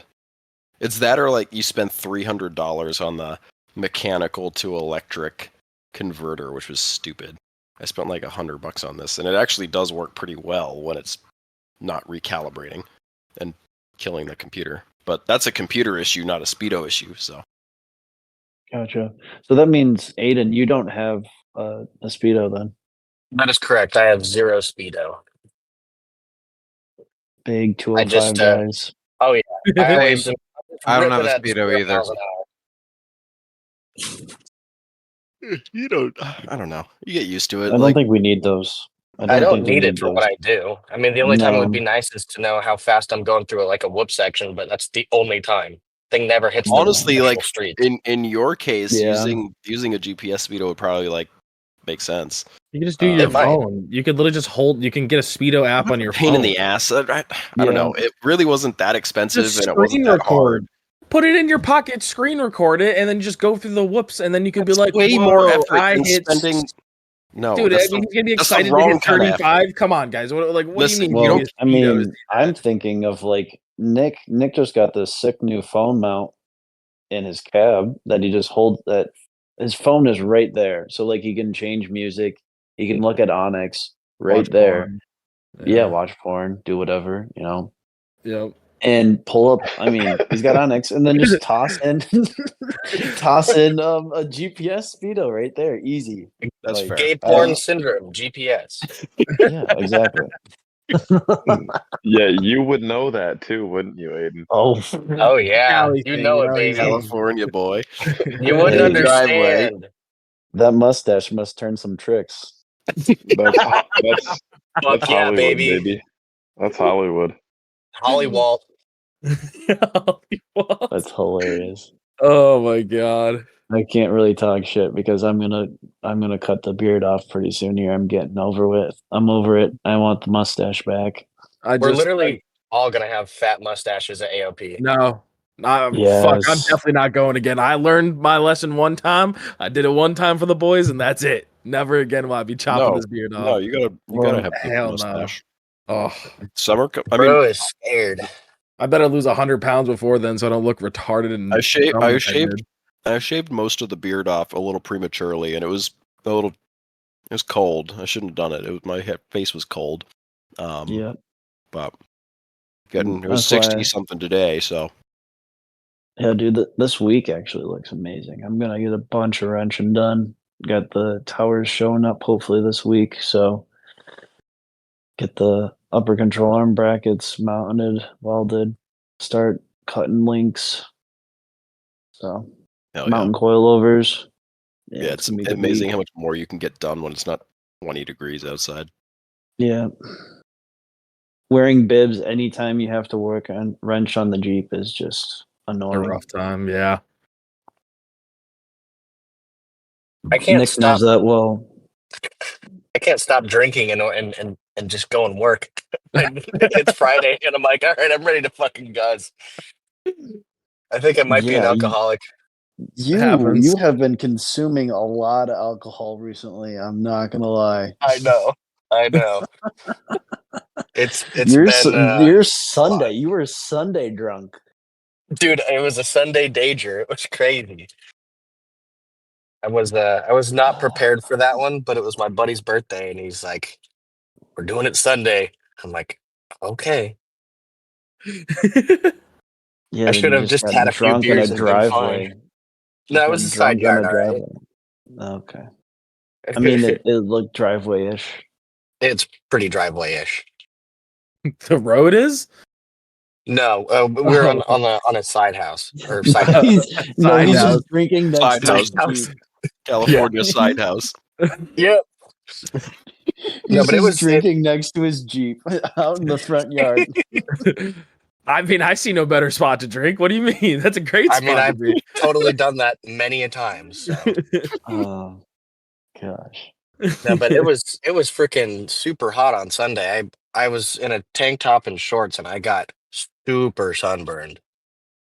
See, that's how you know you're ready to work on the rig, when you got a tank top and shorts on. It's game time then. Yeah, that's too hot. If I'm in that, if that's my fit, I'm not working on anything. Fuck that. It's too hot. Yeah, the UV was 7, so it was cooking. Oh, it is desert season for you guys, so it's the end of the season. I sorta. It's starting to get too hot. They'll dry up. They'll shrivel up. We already had fall spring. It was already 80 degrees once this year or this month. Oh no! But now it's only 60 today, so we're back down. Nice. Yeah, 60 is perfect. 60, 65 is a perfect temperature. Oh, 70, really? 70 is good. He says it's only 65. Yeah. No, Yeah, right. that's Dude, a perfect temperature. It was maybe 65 today, maybe, and that was the hottest day we've had the entire year. Yeah. So far. It was lovely. Yep. Today was like Great. long sleeve and jeans kind of a day. It was fucking awesome. I loved it. Dude, like Those are the best. like honestly. 2 weeks It's ago, too it cold. was negative 10 degrees out here. Mm-hmm. Jeez. And now it's like we hit the negative. We hit I the need negative 75 too. degrees. No, you don't. Yes, I do. No. Why? Dude, it is like What's wrong with 70. Well, because it's not in- humid out here. Dude, it's like 70 in my shop on a regular basis, and I'm like, that's all I need is like 70. Yeah. That's like for heating, that's almost too much. I'd say you do a little less. I mean, in the shop at work, it like doesn't fully feel like 70 yeah. because we'll have the doors open and closed, and we're pulling stuff in and out. Yeah. I'm gonna order some food real quick. I'll be muted. All right, you do your thing. Thanks for sharing. I'm gonna Thanks for letting us know. just kick them out. Yeah. No. I'm Kick kidding. this man. Oh, well, yeah. I mean, it's exciting to see all the kind of the new things that's been going on. It's cool to see that you got the stickies rocking and rolling. Is there anywhere that you're really excited to see how the stickies, play out, Nick?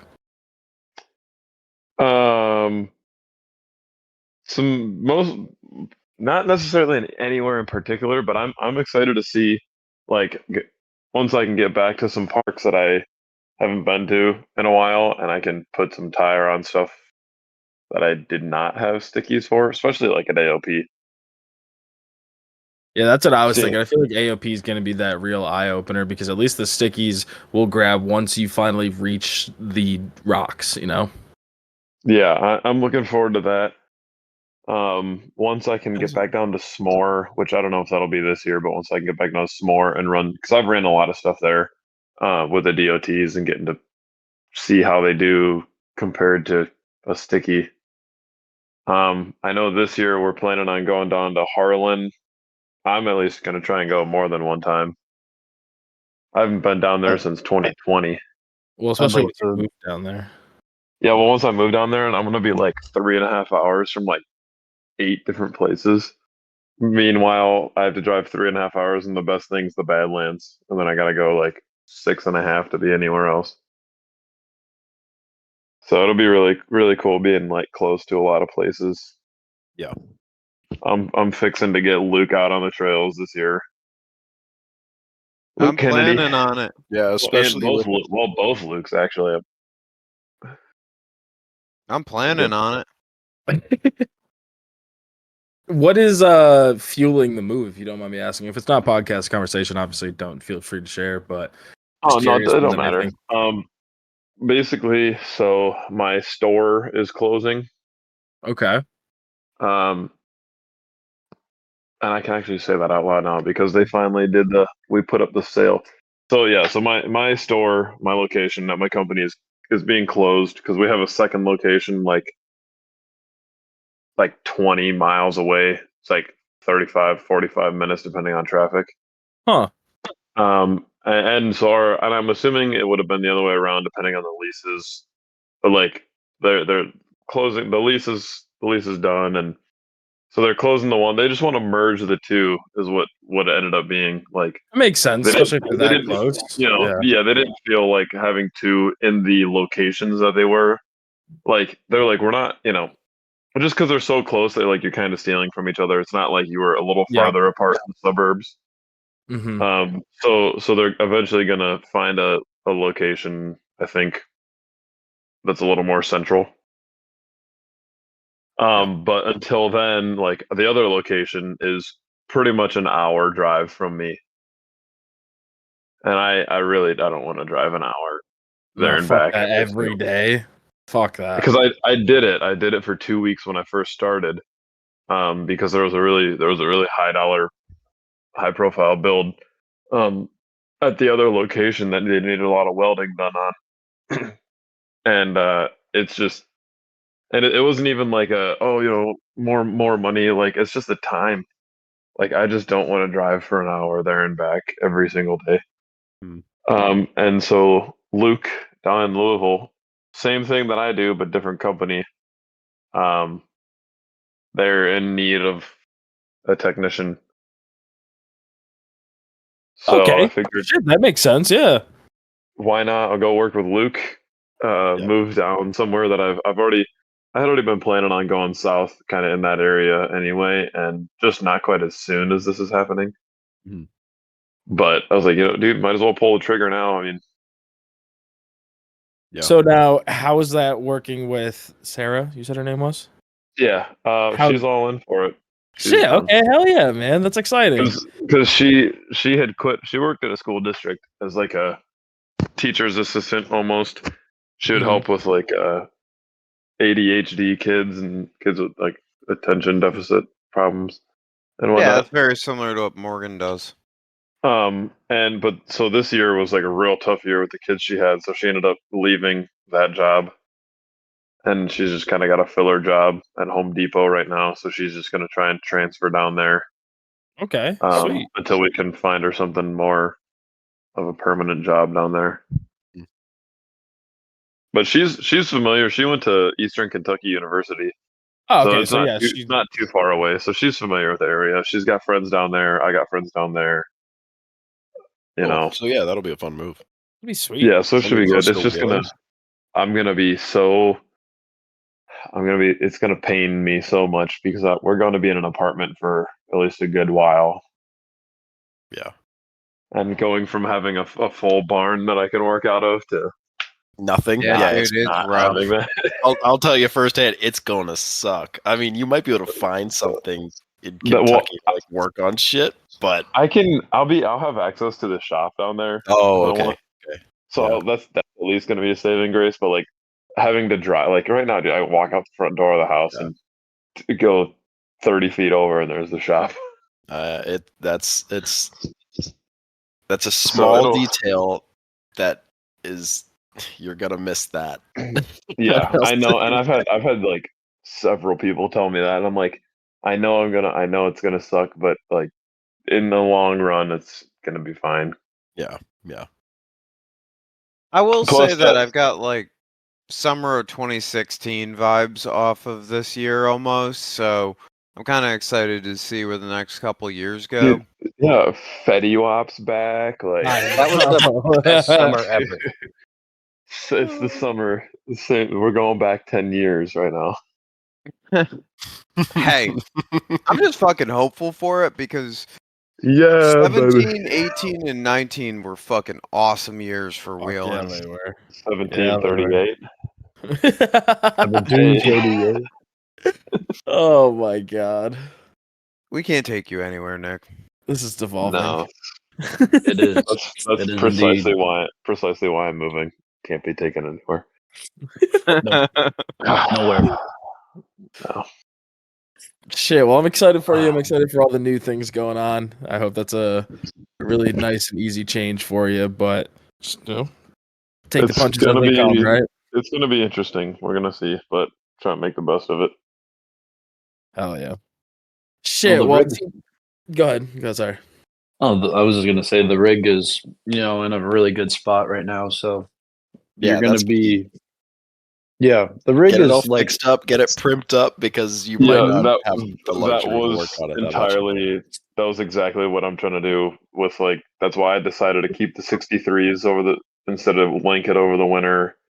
It was like I have a couple more small things too. Like I just put the 1550s up front because I was running some takeoff 1480s last season just to get the rig out. But yeah, I got a couple of small things, couple more small things on it. I got one of those fancy like aftermarket aluminum fuel rails. I want to put in with some new fuel injectors, a couple of small things to top it off, just so that I can I'm trying to just have it be just ready to rock, so I can, because that's how it was. Speaking of summer of however many years ago, it wasn't quite 2016, but like summer 2020 for me. That was like prime time for my last setup, on the 37s and the 4460. I went out and wheeled a ton that summer, and I didn't have too much problems with the Jeep. So I'm like, I wanted to have my Jeep ready again for that, so I can just take it down there, and I'm gonna leave it at Luke's house until I can find somewhere permanent for it. Yep. And just go and wheel and try not to have too many problems with this thing. Yeah, I'm excited to go to fucking Harlan. Check out Leatherwood, because that's going to be a good fucking time. We can just get the boys together and go exploring. You should hit up Bronco-ish. He's not that far from where you're going to be. I just actually met at Winterfest. Let me find his name. Justin Flores. Name sounds familiar. It rings a bell. He's currently from somewhere in Ohio. He's got like a Cherokee buggy. He also has Jake. He's got the tan JK. Oh yeah. That's him. He's got a stretched tan JK on 39 Reds, and he was at Winterfest with that. And me and Curtis ended up talking to him at the big bonfire that they do. And he's currently in Ohio somewhere, but he's going down actually into Louisville because he's Air Force. So he's gonna be like stationed, so to speak, down there. For a while. There you go. And I was talking to him, and I was like, "Dude, let's go wheeling." Hell yeah! So it sounds like he ran into the Runs Prime boys at Golden Mountain. Ugh, gross. I guess. feel bad for him then. Wow, that's terrible. He's friends with who was it that you guys just had on with Wyatt? Yeah, he's friends with Wyatt. Wyatt's a good fucking dude. So he knows a bunch of people too. Shit means you're already growing your group of people to wheel with from down there. Yeah. You'll be ready to go. That means that I got to come down. Yeah, you do. Yeah, making me feel lonely. Aiden, you gotta move out east, boss. If I can find work out there, if there's more Taco Bells to build out there, there's plenty of Taco Bells out here. No, they need new ones. So you need a lack of Taco Bells is really what he's looking for. Alaska's the place to go. Well, I don't just build new ones. I remodel. Yeah, they do too. the refresh. Refresh. I do it all. New ones and remodels. Okay. Yes, sir. Dang, you're getting rid of the classic '90s aesthetic. They're beyond the '90s aesthetics by the time I get to them. They're like the 2010 aesthetic. Oh dang! Shit, okay, so usually no harm, no foul. That's a trash era, anyways. Yeah, they're supposed to change them out every 10 years, so it's pretty uncommon to find the super old school one. But I have come across a couple. Yeah, we had one in the town next to my hometown that was like '90s for a long time, and finally they updated it, and it's not the same. It was cool. It's just all grays and purple. Yeah, just goofy, like grays, purples, and like a teal. Yeah, the teal. The teal color. Yeah, like the Baja Blast color almost. Yeah, it was like, I don't know. It was like we don't do that out here. Teal. It was like a purple and teal. I'd have to find a picture. No, you're right, because that's I know. like, I know exactly what you're talking about. Yeah, when I think of Taco Bell, I think of that like purple, blue, and gray, for sure. Yeah, the last Baja one Blast just to match the teal of the interior. Yeah, that's why it exists. Or they have the actual Baja out there, so they don't need the blue to kind of get the vibe. Like we need the blue over here. Yeah, exactly. It makes sense. It makes sense. It all adds up. But alrighty, we're devolving to the point that we're starting to talk about Taco Bell. And I think 90s interiors. I think we had an absolutely fantastic episode. Thank you very much, Nick and Jake, for the main portion, and then Aiden for popping in. It's a lot of fun. Thanks for having me. Oh, absolutely, man. But yeah, please feel free to check these guys out on all their social media stuff. Nick, where can I find you? The little extra that could on Instagram. and then just my name on everything else. And then Jake, where can they find you? Jake_Stid, STID_ on Instagram, and then just Jake Stidwell on Facebook and whatever. And bring it home, Mr. Ada. Where can they find you? On Instagram, it would be xj.dingbat. Oh, yeah. Well, Luke, on that fucking note. Oh, we're missing one thing. If you guys need any recovery gear, feel free to go over to... I'm blanking on the name. Off-road. Thank you, Luke, because I'm a dumbass and forgot the name. Use BCOP10 at checkout to get 10% off any of your stuff. Feel free to go check out Joey Urban if you need parts. He's your guy. And on that note, perfection is the enemy of production, so good enough is good enough. Doesn't have to be right, just got to be running.